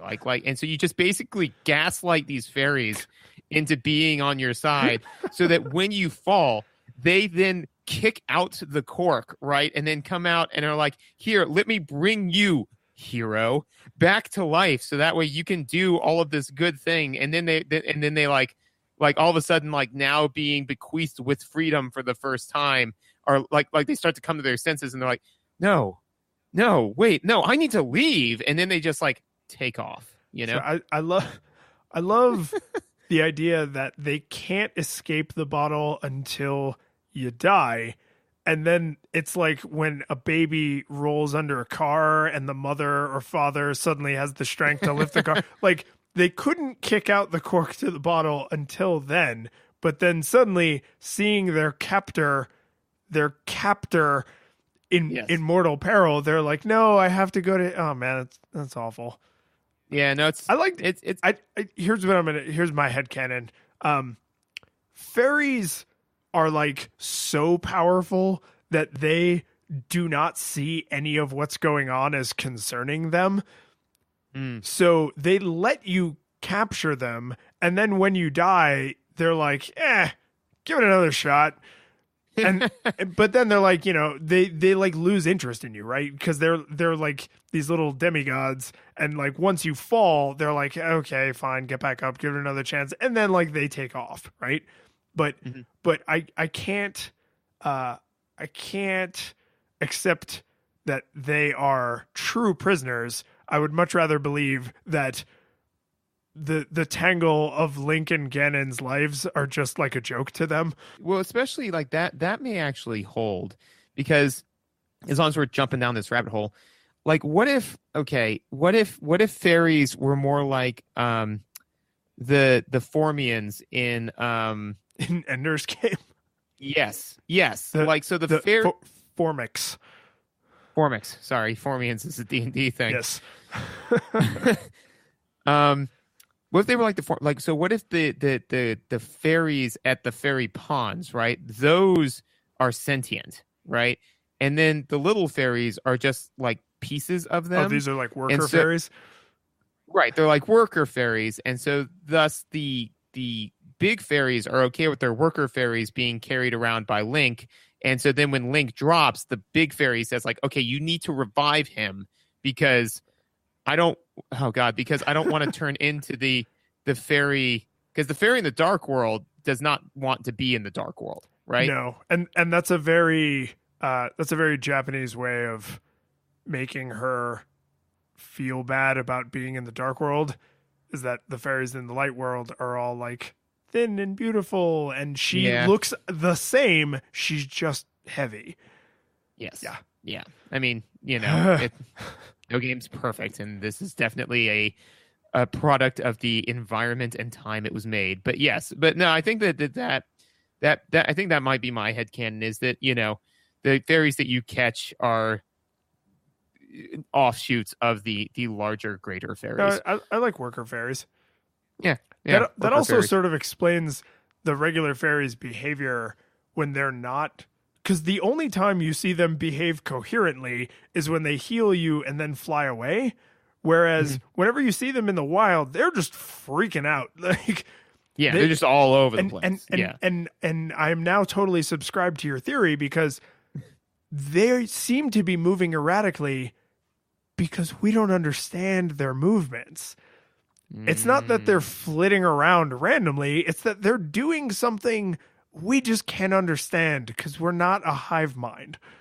Exactly. And also, too, like why they would also tend to hang out around water, because that's just what, the greater fairies do. The greater fairies are in fountains. In fact, the greater fairies may actually be doing what the Formix did, which is trying to create more fairies, like more greater fairies, like more fairy fountains.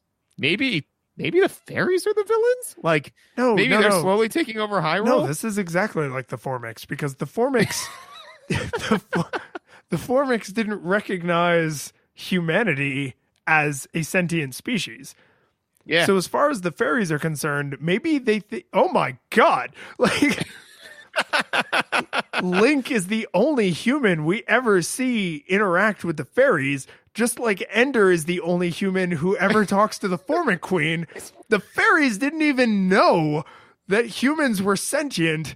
And then the first one like gives Link the red boomerang, and then all the fairy queens like get together and they're like, "Ah, crap! These are like people. Like they have thoughts and feelings."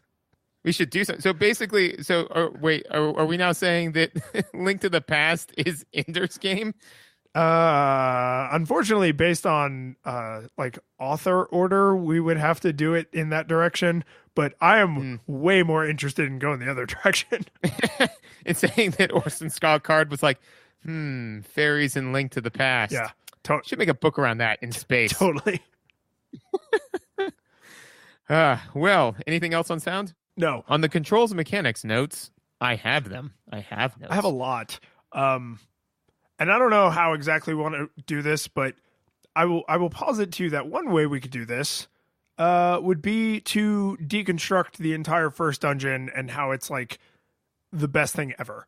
We don't have to do that, but my notes are set up in such a way that if you want to do that, I'm prepared to throw down. Okay, so I my notes are not quite set up that way, but the first note that I have, and I definitely want to discuss, which is that everything is present in the first dungeon. It's all there. Everything you need to know to play the game is in the first dungeon. It's all introduced in the first dungeon. They will absolutely build mechanics and build on top of that framework later. Like they add new stuff in, but everything you need, all of the base core mechanics, they are all there in that first. It's the tutorial, man. It's the tutorial. It doesn't feel like it, but it's absolutely what it is. It's absolutely what it is. And there are things that because I mean, I without exaggerating, I've probably replayed this game 25 or more times in my life. And I mean, like cover to cover, like started it, finished it, and then went and played other games, and then came back, and 25 times. Like it's a long game, like for that much of your life, but it's worth it. But there are things that you just don't really recognize unless you are like a games designer or like a professional games reviewer, or if you're two assholes who just started a podcast and you're like, haha, we're professionals now. Yeah. Luckily, I'm just one asshole. But fun fact, most people treat the official definition of professional as getting paid to do a thing. And we actually have some very nice people who donate money to us for doing this. So we are actually professional game reviewers. Yes. Really? Neat. Yes. I mean, I don't think we would get like a writing job with this on our resume, but it would not be perjury to say under oath that we are professional game reviewers with this very strict definition.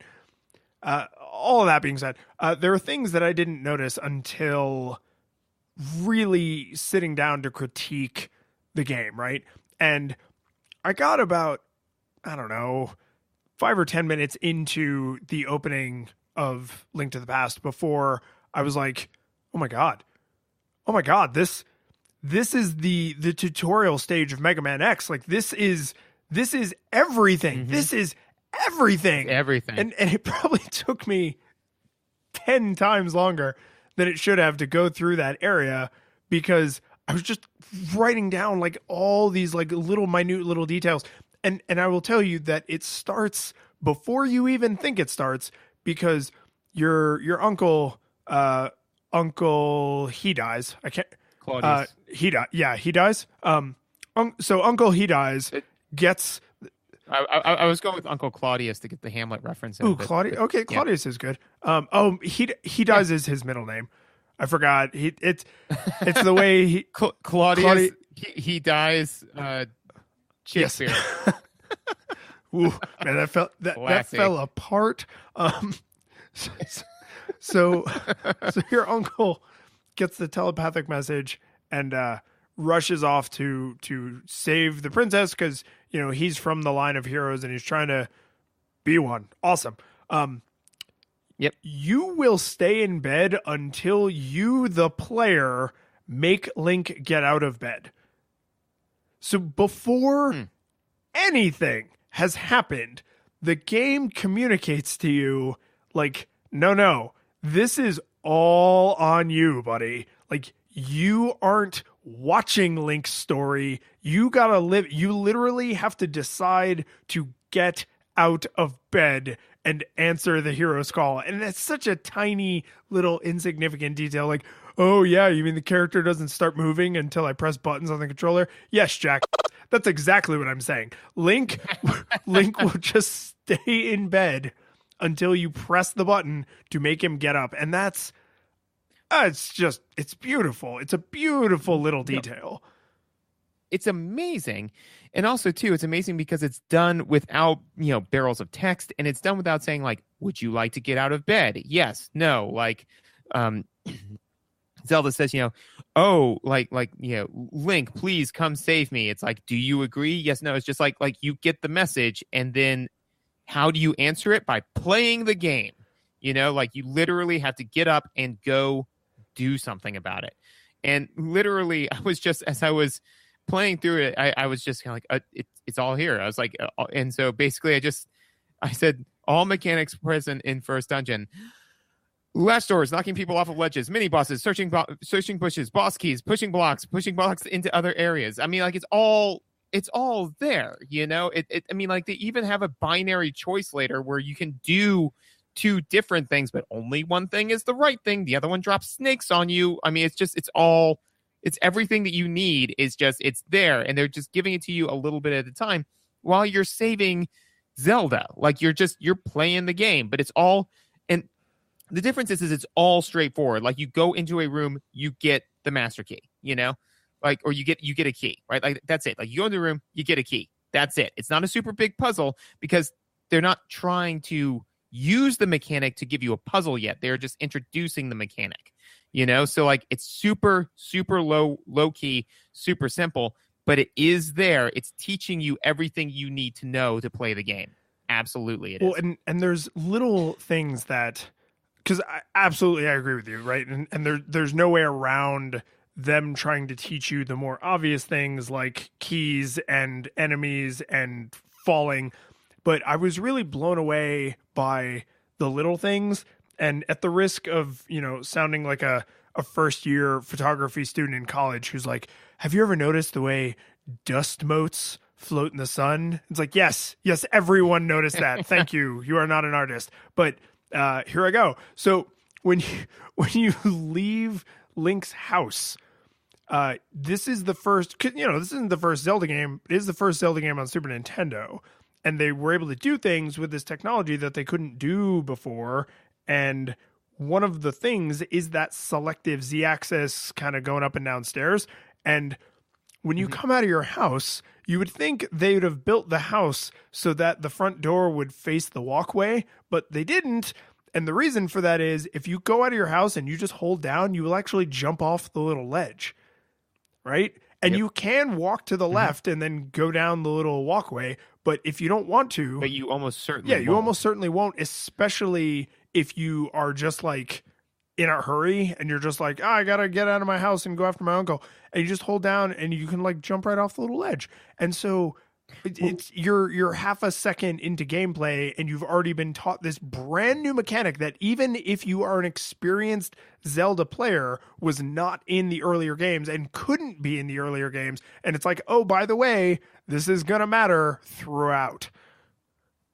Well, and also too, I agree completely. And also too, like the question would be like, so there's the little walkway, right, which you can absolutely follow.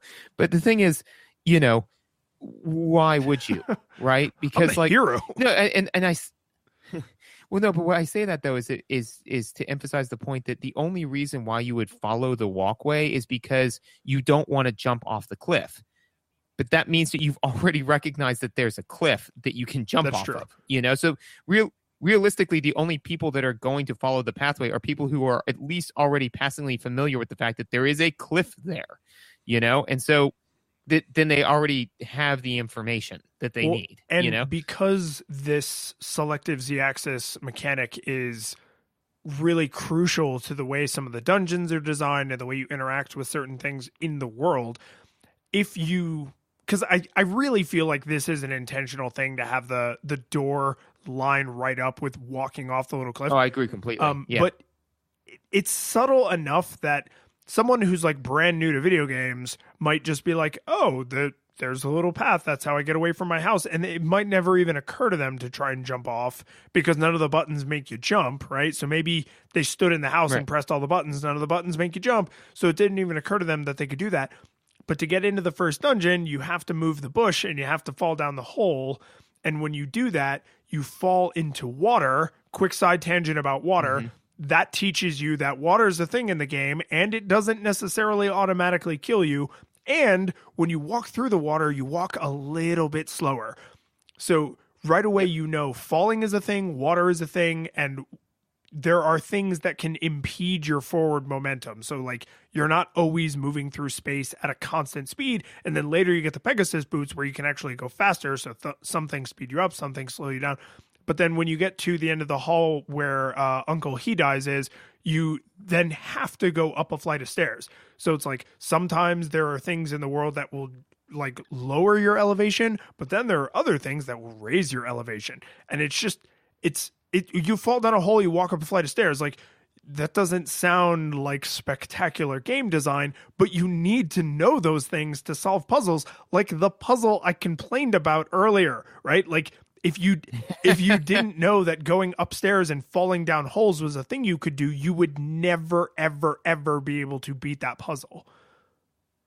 Right. And that's the thing is that they're giving these things to you at a pace that you can very easily handle, you know, and it like to us, it feels, you know, mundane, you know, it's just kind of like, yeah, you know, I go and talk to the person. But the thing is that like we're even when you look at it from a narrative standpoint, right? So you get the bush out of the way, you go there, you talk to your uncle dies. Oh crap, you know? And so then like, you're like, okay, well now I got to go to the next thing. Zelda's still talking to me. So you're kind of like they're doing a good job giving you some of the narrative and to the point where like, you're even just like ignoring the stuff that they're teaching you about the mechanics, but they are teaching you, you know, they're teaching you how to interact with the physics of the world. So that way they don't dump all of it on you later. And then just like each room in there is teaching you something different. Like the fact that, you know, that enemies can be knocked off of ledges. I mean, that is super important later. And also the fact that you can be knocked off of ledges. They really hit hard in Dungeon 3. Mm-hmm. Well, that's the one with the little squid things, right? Or the first time you see them. Yeah. The first time you see them. Yeah. So that's super important, but they introduce it here because, you know, you've got two night dudes, right? And if you swing and hit one of them, there is a solid chance you're just going to knock them off the thing. Like it is way easier to knock them off that platform than it is to actually kill them. You know, so it's like, oh, okay, so they can get knocked off. And then if you get knocked off or fall off because you think like, oh, well, they'll stop me from walking off into this inky black that is my obvious death, you're just set back a little bit, you know? And I may be wrong, but I don't even know if you take heart damage in the first one, but either or. I think you do, you know? But when you fall, I think it's only half a heart anyway.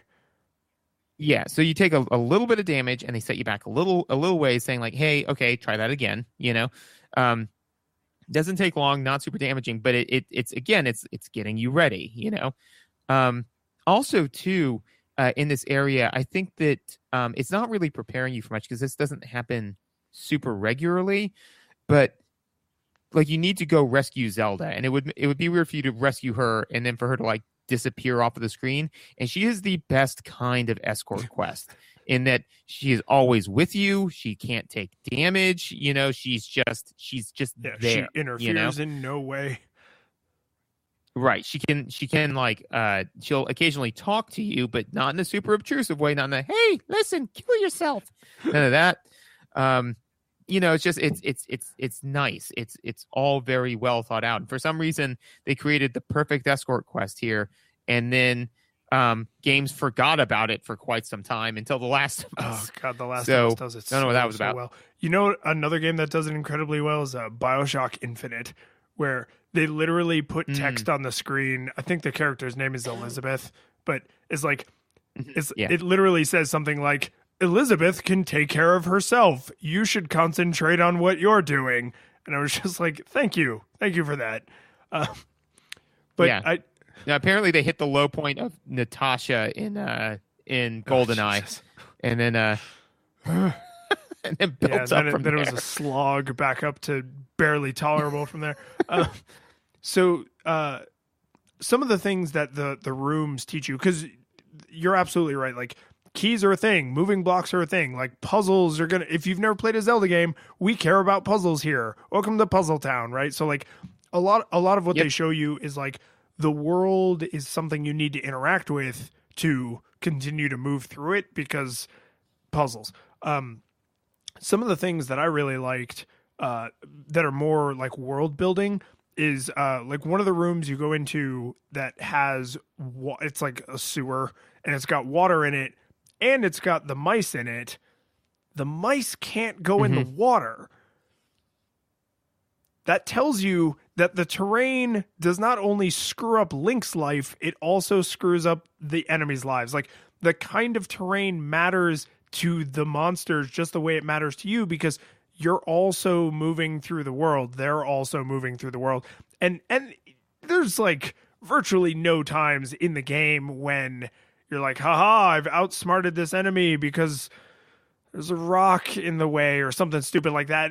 It's a small thing that doesn't have a massive impact, but the fact that monsters can't freely move about the screen and that they have to interact with the world does occasionally matter. Like the boss you were just talking about, where like it's like the sneaky boss and you hit it, and it's like if you bounce off him sometimes, then you fall and you got to start over.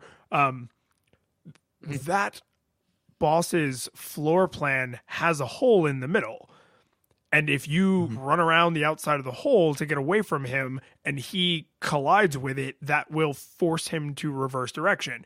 It would not be fun if Link could fall in the hole, but the monster could just magically act like the hole wasn't there, right? So there's little places, even though they're not huge game changers, there are little places where like, I'm going to jump behind this rock so that this thing, the jumpy spider avoids me or whatever. And it's like, because the rock is really there. It's not just there as a set piece or a matte painting. Like, I can't walk over the rock and neither can the enemy. I can't, ignore this hole. Neither can the boss. Like, it's just that kind of consistency of basically the physics engine or whatever you might want to call it. Is just, it makes everything feel more cohesive. Oh, absolutely. And like it's kind of equivalent of like the first time in Skyrim when you see, a dragon who's trying to give you the business, and then like you run into a giant's den and you're like, well, now these two both are going to gang up and beat the crap out of me, and then they end up fighting each other. It was like that kind of a leap, where all of a sudden it's like, oh, so or a great example would be like, even Super Mario, bullet bills in Super Mario, they'll pass through stuff, like stuff that impedes you. Zelda's telling you, no, this game isn't like that. Like there are other games that do stuff like that, and that's fine. But our game, everything interacts with everything.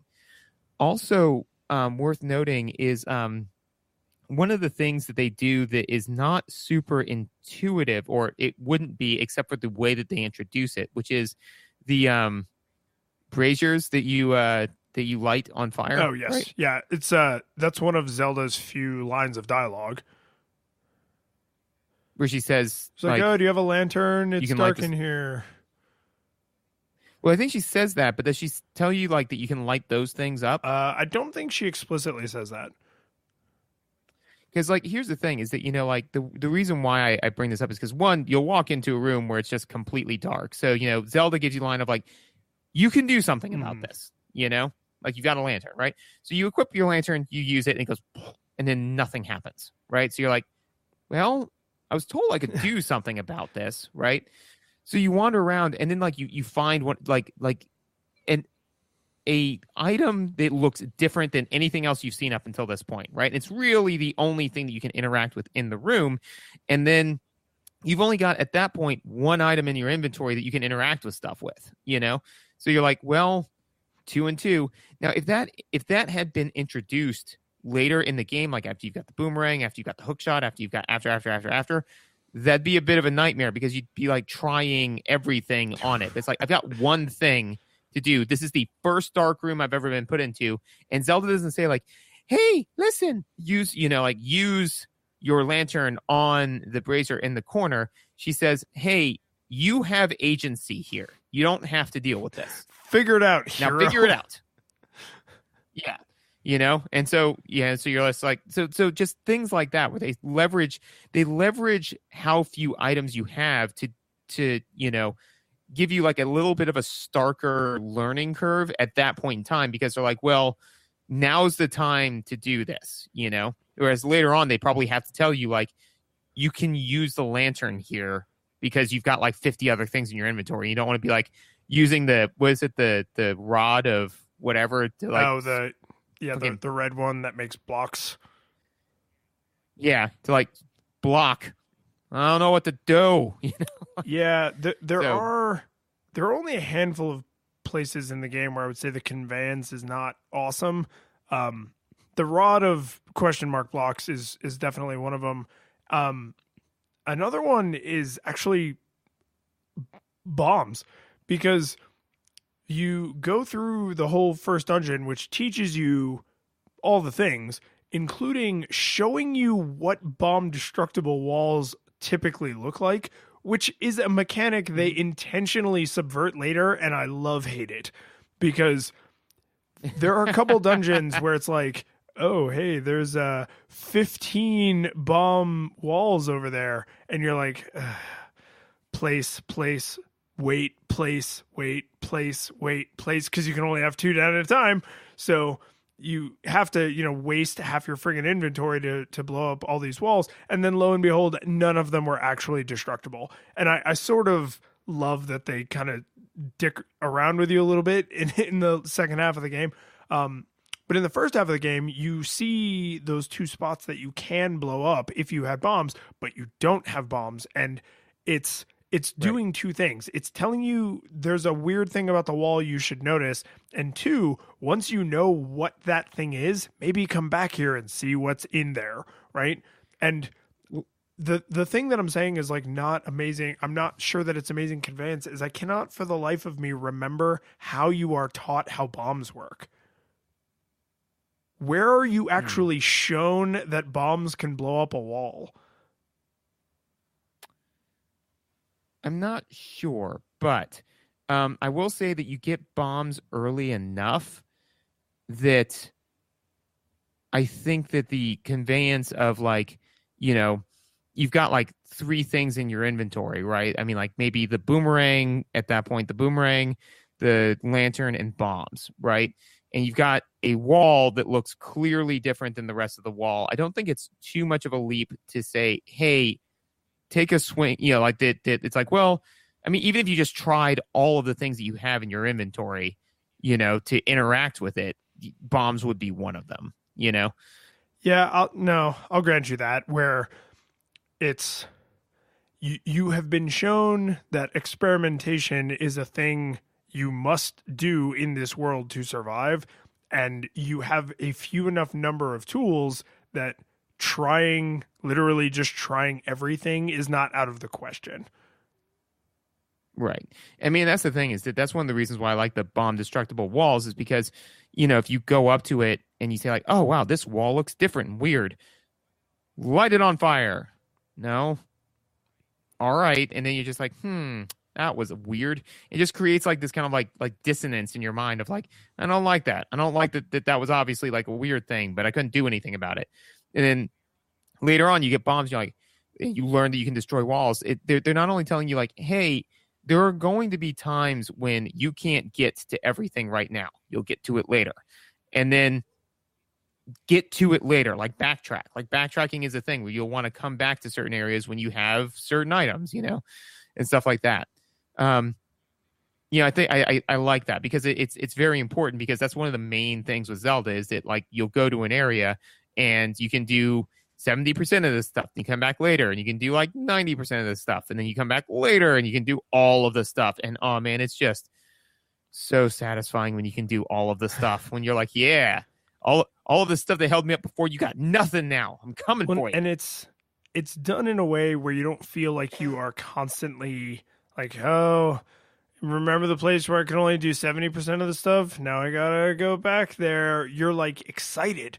You're like, I got a new item. That means, I got the hammer. I can go back to Kakariko Village where I saw those friggin' pegs and I'm going to hammer the crap out of them. Like you don't feel like you're backtracking because you sort of have a sense of ownership over the whole world. Like everywhere in the world is somewhere I'm supposed to be able to go if I want to.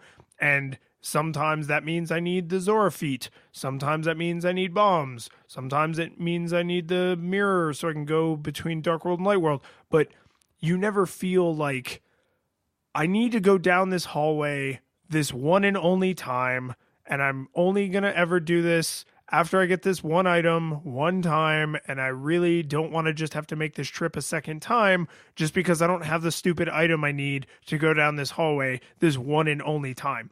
And there are definitely parts in the game that are like that, but they don't feel that way. They never feel like, you're just wasting my time by making me make this extra trip.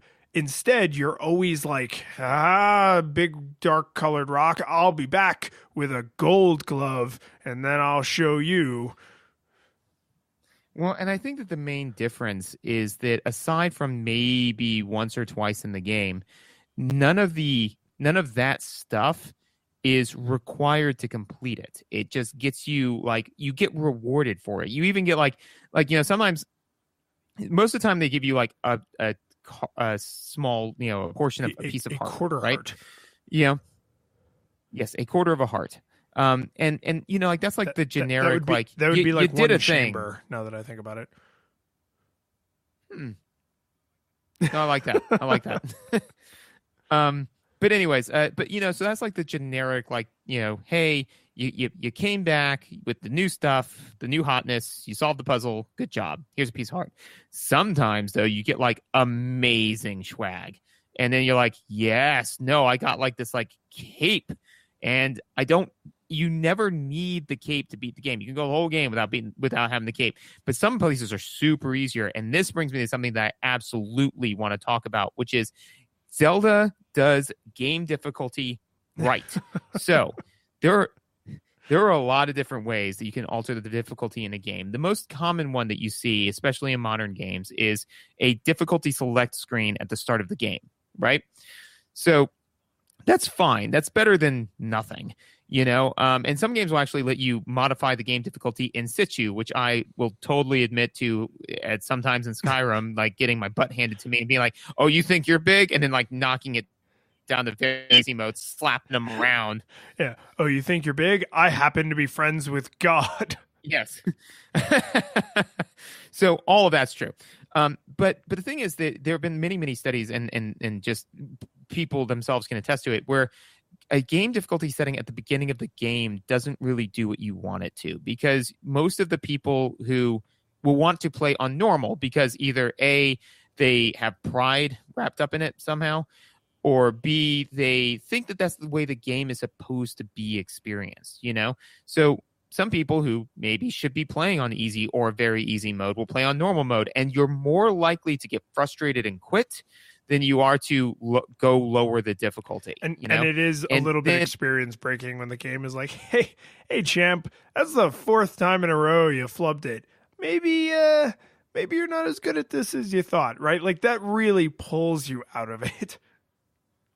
Oh yeah, and in fact, it can actually create a antagonistic relationship between the player and the game when you do things like, say, like, hey, buddy, you want the superstar so you can just like not have to deal with this anymore, champ? You're like, oh, no. Now, and so then you're more likely to play the game past the point of being fun because the game's placating you. And then one of the other ones that's better, but way worse the player figures out about it is if they just mod the difficulty under the hood without telling you, you know?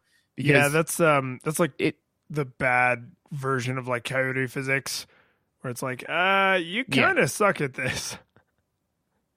So we're just going to like make it a lot easier, which is fine until you find out about it, in which case you are likely to put down the game forever. Now, let's talk about Zelda. There is an easy mode in Zelda, and I believe we both played the game on easy mode. The easy mode in Zelda is getting all of the stuff. All the hearts, all the swords, all the armors. I mean, technically it's almost impossible to miss the armor, but all the stuff. Yeah, getting all of the stuff, getting the weapon upgrades, getting the armor upgrades, getting the shield upgrades, getting all of your special item upgrades, getting all the heart containers, all of that stuff makes the game easier, makes it substantially easier. Getting all the bottles, like all of these things make the game easier.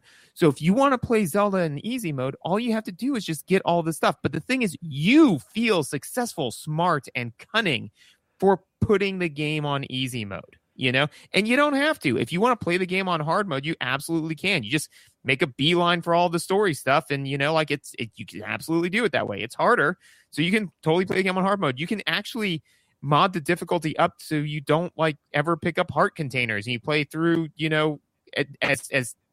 as close to beginning Link as humanly possible. You can do all these things. You are allowed to mechanically alter the difficulty mode, which is a brilliant way to handle difficulty in a game. So I'm gonna toss a monkey wrench in this because I absolutely and no question agree with you. The one difference between a literal setting the player can change in like Skyrim or Fallout, because oddly enough, I've never played Skyrim, but they have the exact same mechanic in Fallout. And the way they handle it in Zelda is the arrow only moves one direction in Zelda. Once you get the better armor and the better sword, you can never go back. Once you pick up a bunch of heart containers, you could stop letting your hearts fill up, but like you technically can't go back, right? So the sword, as we mentioned, makes an unreal difference in how much damage you do, and you can never re-equip a crappy sword. And I don't think it's wholly inappropriate to say once the hero has these superior pieces of equipment available to him, you can't depower him, because Link wouldn't do that. Link is trying to save the princess, and throwing his magical fairy sword in the bin so that he can use his crappy starting butter knife is not something he would do. So there's a little part of me that's like, well, yeah, once he becomes more powerful, it doesn't make sense that the arrow would move in the other direction. But in most RPGs, yes, you can in fact unequip your more powerful stuff. So I guess my toss back to you would just be, do you think that the fact that the game only moves from harder to easier in any way changes your argument? No, I think that it's my argument is being able to alter the difficulty mechanically is superior to a out of game choice, right? So that being said, I think that Zelda still does a great job with it. I do believe you make a fair point with like you should theoretically in the most ideal of games be able to mod it back in the other direction. But I think then I think that that's just an improvement that Zelda could have made. I mean, and I think that's something they did go on to do that, because in Breath of the Wild, you actually can change what you have equipped. Exactly. So, I mean, like, lesson eventually learned. I mean, and even in like Fallout, where, when you get like all of the best armor ever, you can just take it off if you want to like, raise the difficulty up to super hard or whatever you want to do. I mean, so later games have definitely improved upon it. But I think that this may be one of the first games that I know of where, or at least it was certainly one of the first adventure RPGs that, like said, like, hey, listen, we're not going to make you select the difficulty or anything like that. Just play the game, play, get all of the stuff, and then that makes it easier, which makes you feel cunning and smart for making the game easier, not like placated. Yeah, absolutely. And to the point where when you I assume you had a similar experience. By the time I got to Ganon and he was like, haha, I'm a giant pig monster and I have like this fork for reasons. I was like, you are literally just like an item on my to-do list today, right? Like you are in no way a threat to me at all, period. And it's important that you know that, because I need you to know. You think that you're like fighting for the future of Hyrule, and in fact, I just want to get home for dinner, right? So like, I didn't feel, you wouldn't feel that way if you had just turned the game down to easy, right? Or if you started a new game on very easy baby mode, like you would get to the end, and even if it was that trivial to win, you would just be like, well, yeah, I've got it on very easy. But when you had to earn the power that allows you to slap him around like he's asking for it, then it doesn't feel like you set the game to very easy. It just feels like you are powerful. And that's how it's supposed to feel. Like that's exactly what you should be feeling. Well, it's that you're powerful because you have made, by virtue of your cunning and skill, you have become powerful. You've earned the power, as opposed to just like flipping a setting on the thing where you're just kind of like, oh, well, now there's no challenge and now I'm just, a walking, talking god. But yeah, no, I definitely, by the time I got to the end, although I think I mentioned this to you, but basically what had happened to me was not Ganon himself. I beat him and made bacon out of his corpse. But Ganon's tower, on the other hand, I got about 2/3 of the way through it and then just like died. And one of the interesting mechanics that they do is that fairies automatically res you, which is sweet. But they only give you about 7 hearts. It's not that much. It's for people who like to take more risks. Yeah, no, especially when you're playing it super fast and loose like I was. So I went through, burned through all of my fairies, and I ended up running out of magic like, 1/3 of the way through, and that was causing me some difficulty. So I was like, okay. So I played my magical ocarina, got my duck to take me to the to the witch. Am I having a stroke? Anyways, so played my ocarina to get my duck to fly me to the witch, where I went into her store and dropped about 800 rupees on blue potions. Oh my! And I was like, oh yeah, no. And all of a sudden I realized I'm like, I have made a not insubstantial investment in this run through. Like I need to make sure that I don't do something stupid and like blow through all of my potions or whatever. You are not at Ganon's tower to faff about. You are there for bitness. Yeah, no, I was, and I did, and I got through, and I beat Aghanim 2 Electric Boogaloo, and got all the good stuff. But no, it was definitely a little bit more stressful when all of a sudden I was like, oh man, I had 999 rupees. Now I've got 199 rupees, and I got 199 problems, and only having 199 rupees was one all of them. So I want to talk about a specific mechanic they teach you in the first dungeon, not just to make light of it because I think it's kind of funny, but I think it's an interesting choice that the developers definitely explicitly had to make, which is, there's the room that you can only get out of when you push a block, and then there's the room you can only get out of when you have a key, and then there's the room you can only get out of when you've murdered everyone. And I think it's an interesting choice early in the game to expose the player to that notion, like, hey, you can't be a pacifist and beat this game. Like, you need to understand that under no circumstances can you reason with Ganon. That's not a thing we're going to let you do. Yeah. You're going to kill him, and you're going to kill a ton of people between here and there. And at first, like, when that mechanic first occurred to me, I was like, it's weird that some of the doors are unlocked by murder. But then it's I don't know how you keep your doors locked in your house, but it's like a 1980s sci-fi keypad with like the numbers and then star and pound. Oh. Yeah. That's good. That's good. I mean, that's decent security, but I prefer my murder doors. Thank you. Yeah, I mean, if you have, Dark World Knights protecting them, then obviously nothing can go wrong with that. But here's the thing.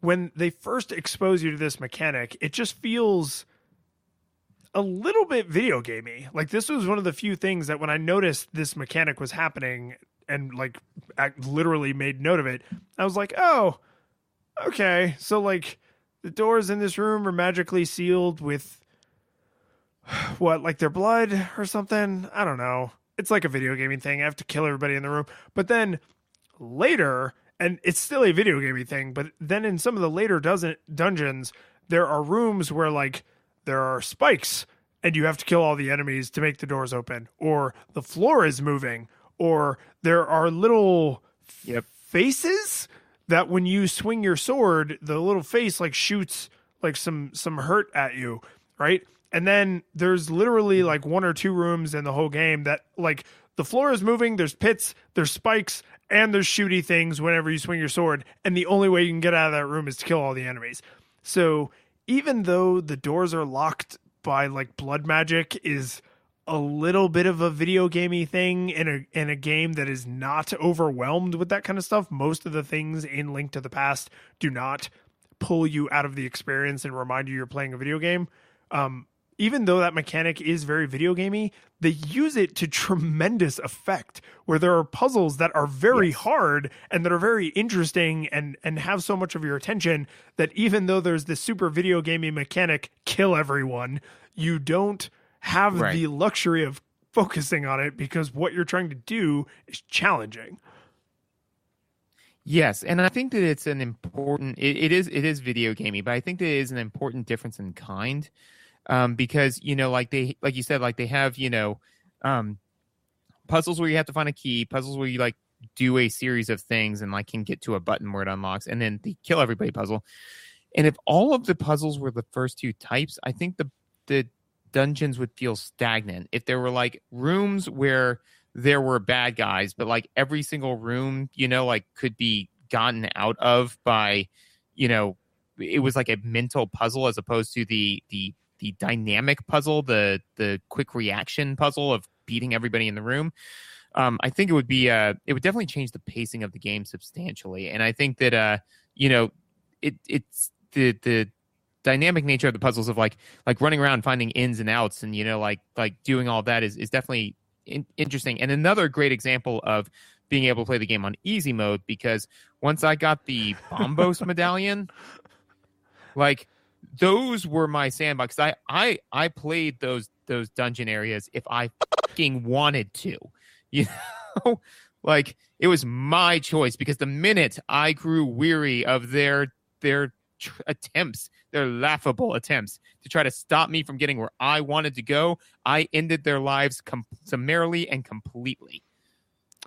Yeah, I think because I'm a hero, you see, and that's what heroes do. No, I was gonna say I didn't. For some reason, in all of my many playthroughs of this game, I was never a heavy magic user of like the medallion magic, except those green penguin things with the white eyes and the terrifying teeth inside their beaks.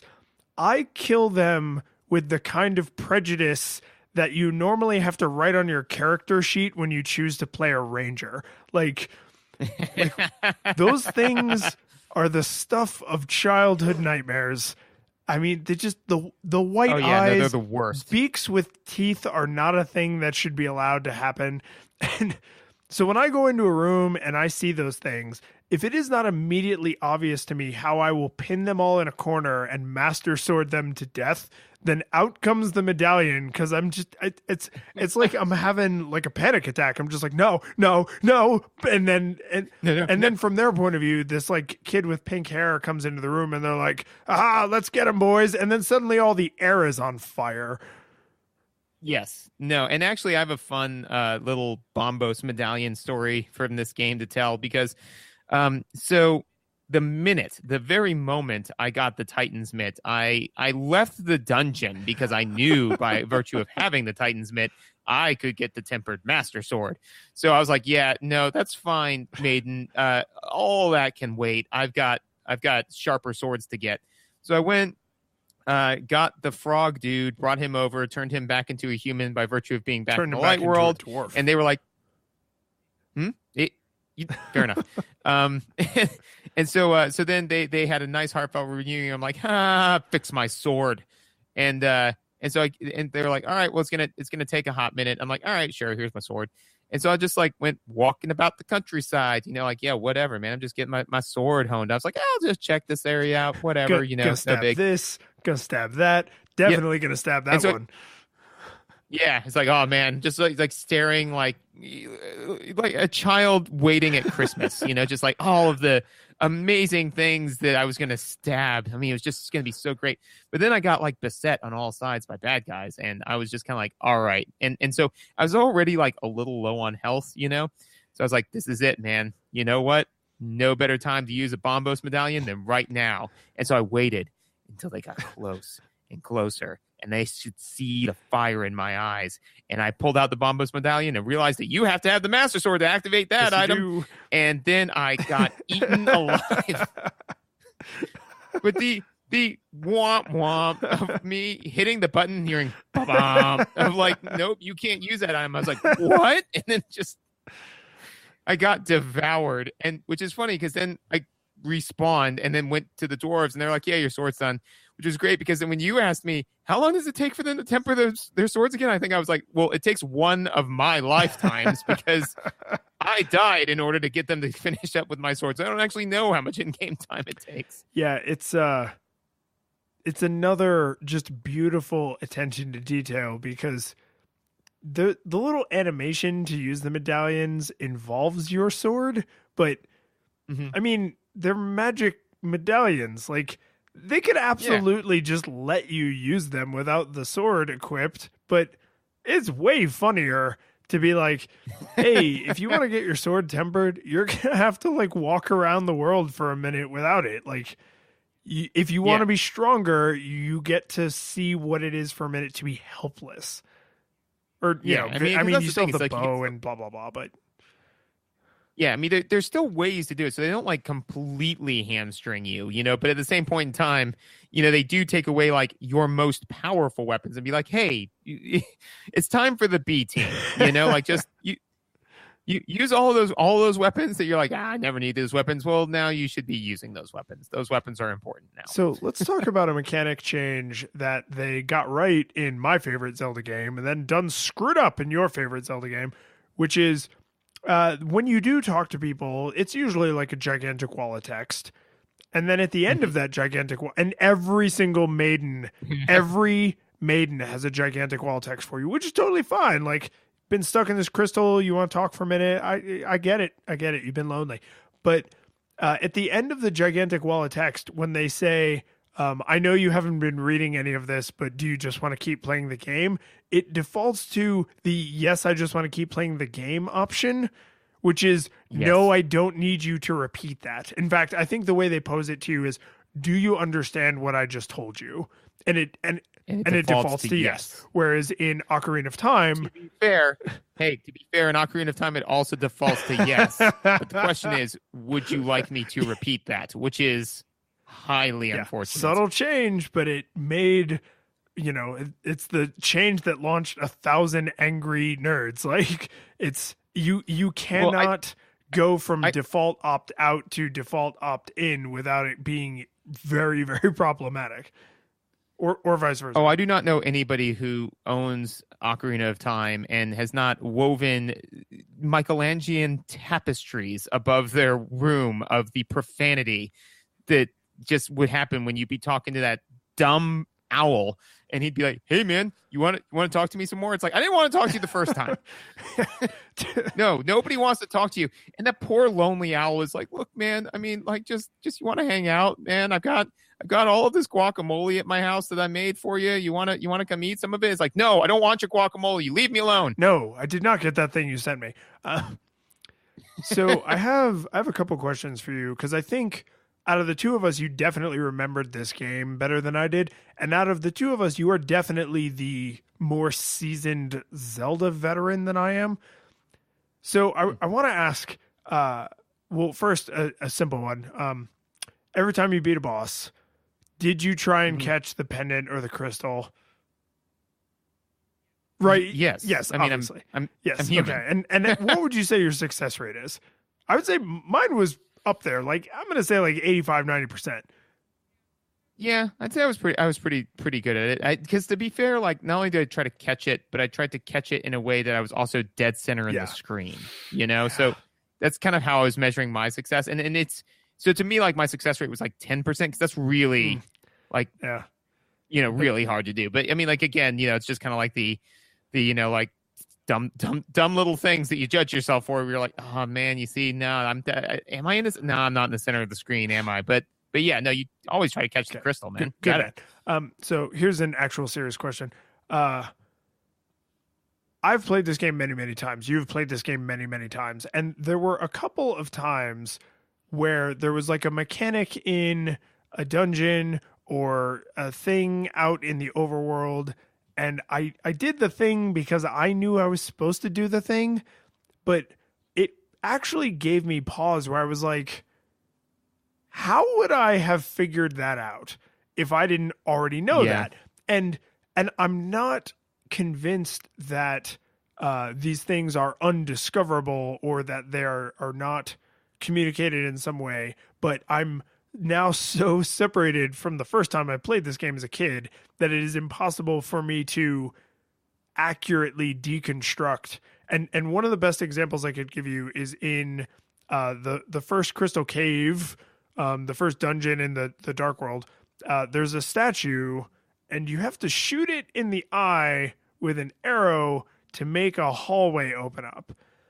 And the only clue I'm cognizant, like I'm aware of in my foremind, is that the statue is of the Cyclops enemy type that you normally defeat with arrows.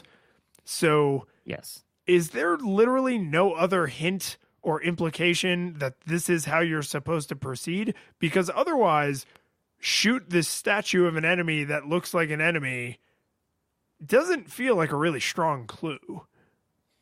No, there are definitely some areas where, like you said, like it is difficult for me, having played it so many times, to disintegrate my foreknowledge of the game. That being said, though, I mean, getting stuck on levels in video games was absolutely a thing back in the day. Yes. Like, yeah. So like we'd just be like, I don't know. So, I personally think though that one of the things that I did this time, because I don't have like a perfect crystalline memory of this, right? But basically what I would do is when I would enter a room where I'd be like, okay, this is the dead end, right? This is the new room, right?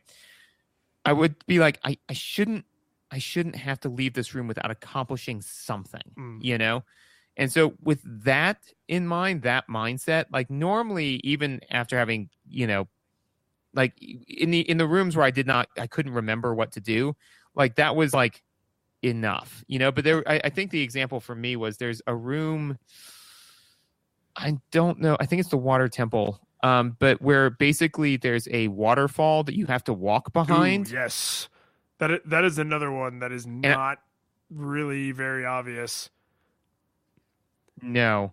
It's super not. But in areas like that too, it's helpful to rely on the map. Well, and in that area, there is a monster that comes through a different waterfall, which I guess is supposed to be your signal that waterfalls are a thing you can pass through sometimes. Right. But I mean, to be fair, though, I think that,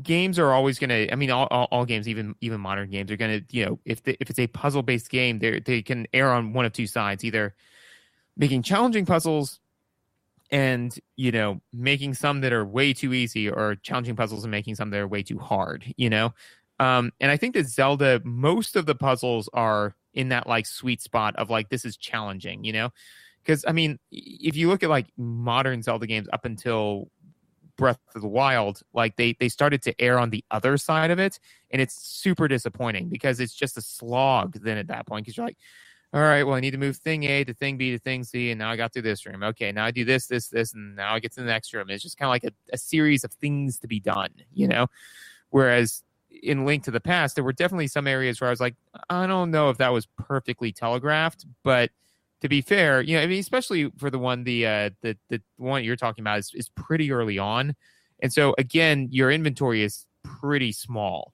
So it's just kind of like, alrighty, well, what can I do in this room? It's like, oh, well, I normally kill those things with arrows. Let me see if I can kill this one with an arrow, and then you shoot the arrow at it, and it'll open up the thing. Yeah, and it's that puzzle is just sly enough that knowing the answer makes it hard to remember what it was like to discover the answer.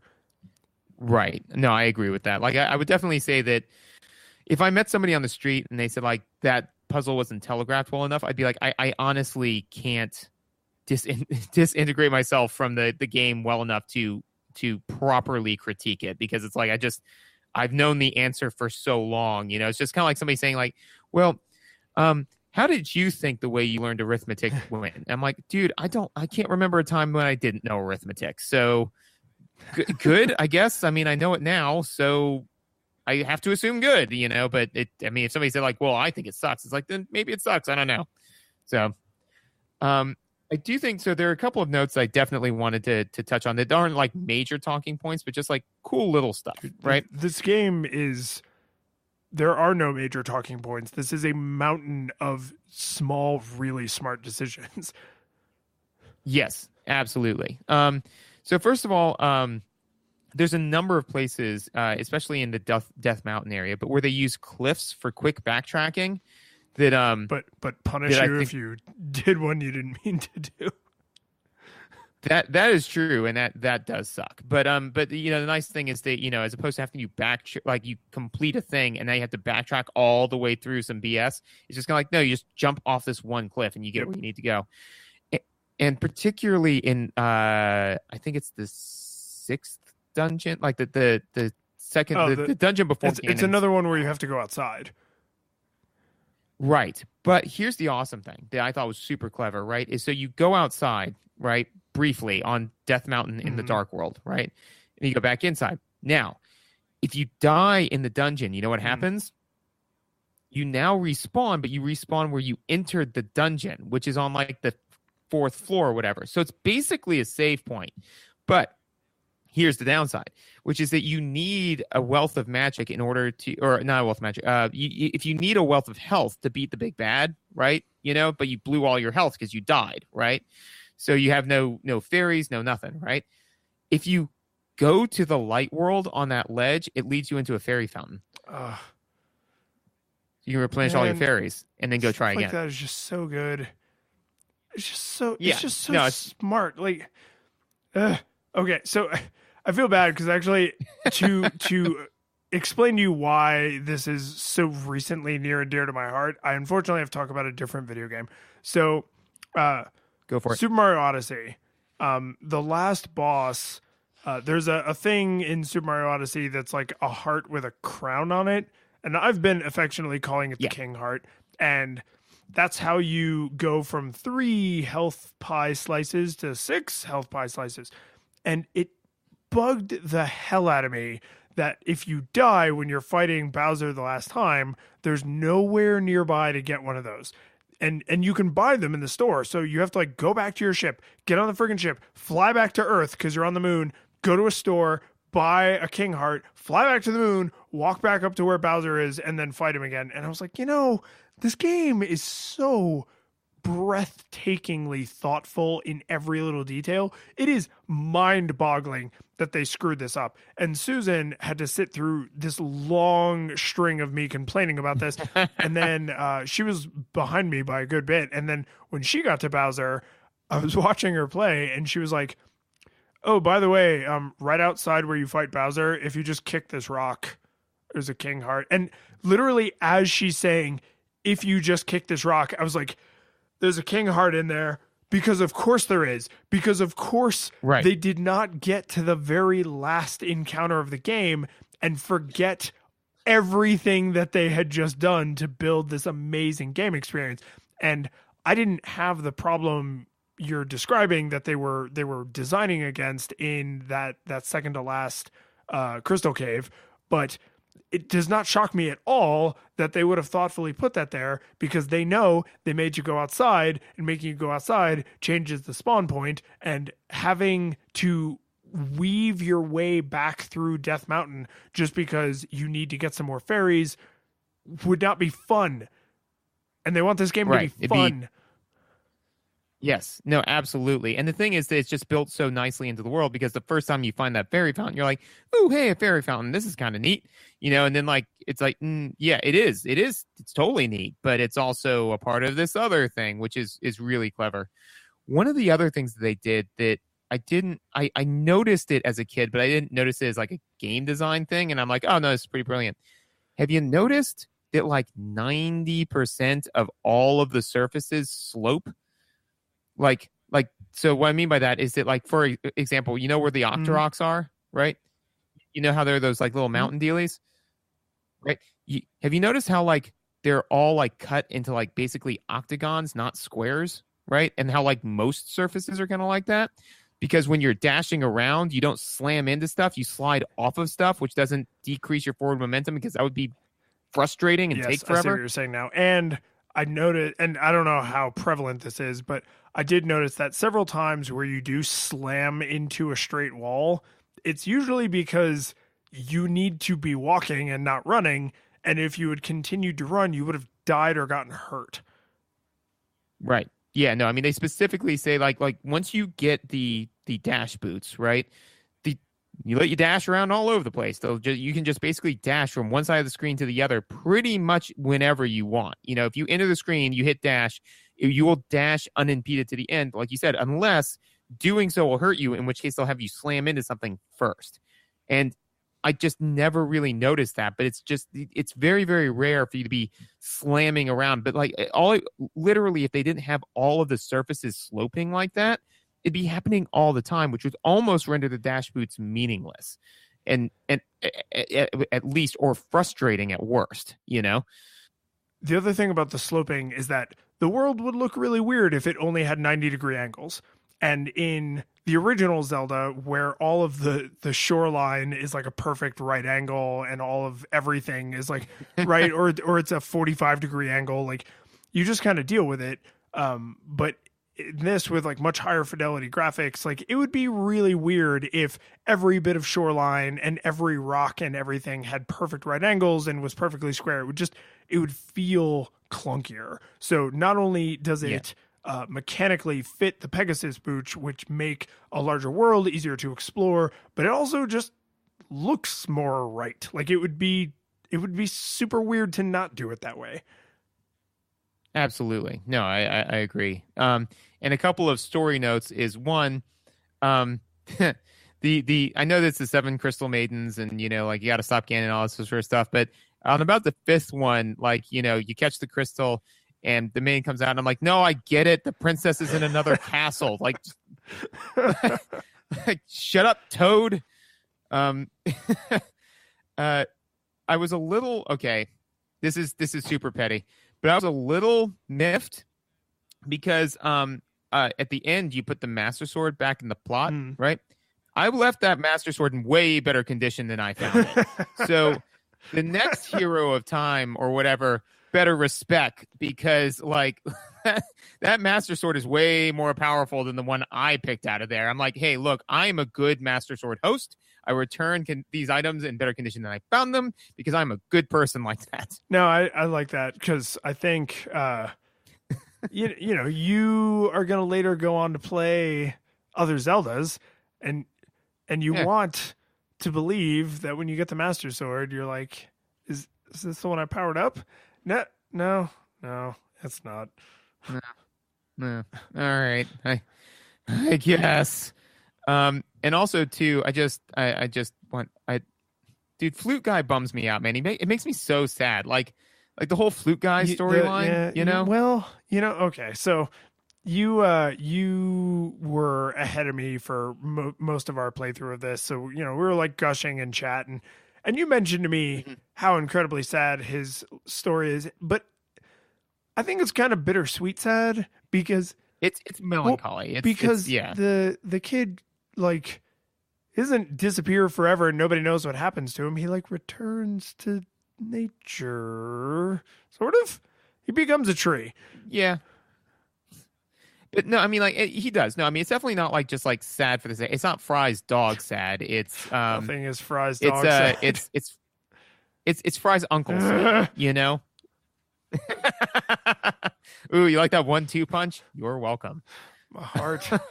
But no, especially because I like it because you know, first of all, like when the flute guy's first introduced, right? You know, like you run up to him and he's like playing his little song, and he just like disappears. And you're like, weird. Questions for later, and you move on, right? And then you go into the dark world, and he's like, dude, man, I had this flute, and it's gone. And you're like, oh, dude, you're the flute dude. All right, that's cool. And you go and you find it, and you pick it up, and then like he's like, yeah, no, man, like I can't use it anymore, but you use it. But let me just hear it one more time. And then like it's one of the 2 times in the game when you play the whole song, you know, and that to me is just because like and when you play it to summon your duck, you know, it plays it really fast, like doo doo, because if you played it slowly every time, that'd be like mind-bogglingly frustrating. Like time. But I'm right though. True, there is a lot of waiting in Ocarina, and specifically around the Ocarina. Yeah, but that's true. Play the act of playing the Ocarina every time. And the weird thing is they super hung on to that with like Wind Waker and all the other crap, you know, where it's just kind of like, you know, oh well, clearly the thing that people like is playing musical instruments. I'm like, I don't know why that became a through line in Zelda, but whatever. But anyways, but the fact that when you play it for him the last time he hears it, it plays the full song and it plays it like at the appropriate speed. I don't know, man. It's just kind of it's just melancholy. It's like, oh, he got to hear the song and he couldn't play it anymore, so he gave it to somebody who could use it. Well, it's also one of the few times in the game where you have an opportunity to interact with someone who doesn't outrageously benefit you. It doesn't really further the plot. It's just a way for the world to feel richer. And because there aren't a ton of those instances, positive or negative, the fact that this one is you basically help a grieving father deal with essentially the loss of his son. It is, I mean, it's hard. It's heavy. Like it's a really heavy moment. And the fact that that's of the, 4 or 5 side things you can do that involve human beings. You can reunite the dwarves, which is super happy. You can help the Click and Clack, the Tappert brothers, with the tree that they cut down or whatever. You can bring the mushroom to the witch and like, and you get things from all those interactions. Like they're not completely frivolous and strictly narrative, but you find out that Mute by the sign is apparently a world-class thief. Yeah. Stuff like that. Like you get things out of these little narrative side tangents, but you typically are helping someone, or at least it's neutral, but to go out of their way to include this one that it's like, yeah, not like this guy, this old man, his primary concern is not Ganon. He just like wants to know where his son is. And then when you kind of give him that information and more or less put him at peace, at that point, you could really believe that old man's like, I lost my son. I'm old. Like, I don't really care what happens with Ganon now. Like, I lost my son. Yeah. Yeah. No, it's, like I said, like, it's just like one of those things where, you play through it and you're like, oh, yeah, okay, that's fine. Sure, it's good. It's good. But yeah, no, and I like the idea that, I like the idea, the narrative choice of the fact that you are not God. You do not ubiquitously positively influence the people around you. You can't stop save or change everything. There are some things that are beyond your capabilities. Like, you are a hero, you're going to save Hyrule, and that's all amazing, but you're not God, and I think that's an important note to strike. Well, the scale of Kakariko Village, I always found it's funny if you scratch too much at that veneer, like it peels off pretty quick, because this is the village outside of the castle, and it's kind of implied that Hyrule is actually more than what you see, and for some reason these are the only places in it you need to go. But no, I don't think anyone ever explicitly says that, so it wouldn't be unreasonable to assume like, oh, this is all of Hyrule, and these dozen people are all the people in the world. Like, right? So it's and again, like, I don't think that's actually what they're implying, but it can feel that way. And where I think they made an interesting choice is with the two townswomen who, when they see you, call the guards. And the tiny little thing that does is it takes a very, very small world and makes it feel orders of magnitude larger, because everyone you talk to in the world knows you, knows of you, or literally knows you by name. But then these two women, just these two random women in town, represent the actual size of the society, because they don't know you. They don't know you by name. They know you by face, and they know you by face from wanted posters. And so the fact that they represent an entire part of the kingdom who's like, who the hell is Link? You mean the guy on the wanted posters? Yeah. If I see him, I'm calling the guards. And that it makes a very, very tiny little village in a tiny little map feel more expansive, because it's like, oh, there's people who don't know me. Not everyone is my friend. Not everyone is trying to help me. Well, and I think it's one of those like minor things that kind of like snaps the player to attention, because like, you're just, like you said, you go into Kakariko Village, the music is very calming and soothing, and most of the people you're talking to are like trying to help you out, or like some of them have like quest items and things like that. And then you just go up to one person, and they're like, help, guards, and you're like, oh, what? And then all of a sudden they run inside, music changes, guards come out, like, and all of a sudden it just snaps you to remembering. It's like, remember, you're on the wrong side of the law, like, just remember that, like, not everybody. And the fact is, it's random at that point, as far as it's like, you don't want to just like go around chatting everybody up. You're the outside law. So then like there's a little bit more caution and hesitation when you talk to people, like, you're cool, right? Like, you're not going to call the police, right? Like, are we cool? It just adds that little layer of suspicion, which, like you said, like, helps grow the world and helps reinforce the storyline, in a very, I think, a very meaningful way. So I think at this point, we got to do it. We got to do the thing that we do at the end. Oh no, I didn't think it held up. This game. No, but okay. So obviously we both loved it. It continues to be one of my favorite games ever made. I replayed this because this is a thing that we did, but I will probably replay this again in like the next year and a half. Like, it's just a good game. What I love to focus on in a case like this, where we both feel this is an unequivocal success, no nostalgia goggles required, is this truly no nostalgia goggles across the board? Would you recommend this to someone who's never played a Zelda? And then would you even go so far as to recommend this to someone who is maybe not much of a gamer? I'm trying to think of somebody who I wouldn't recommend this to. I would probably be a little loath to recommend this to somebody who enjoys deeply narrative experiences, which is not to say that the narrative is lacking from Legend of Zelda. It's stronger. It's certainly stronger than it was in the preceding titles. However, for somebody who, like, let's juxtapose it to like a game like The Last of Us, right? The story is more removed, and there is a long amount of time that goes between story set pieces. So if you're in the game just for the story, like that's what you came here to play, there's a lot of time and energy that goes into getting the next drop of the story. So if you don't enjoy puzzle gameplay, if you don't enjoy role-playing gameplay, if you don't enjoy really any of that stuff, if you just really like incredibly strong like adventure games, that would be the only real group of people I would be hesitant to recommend it to.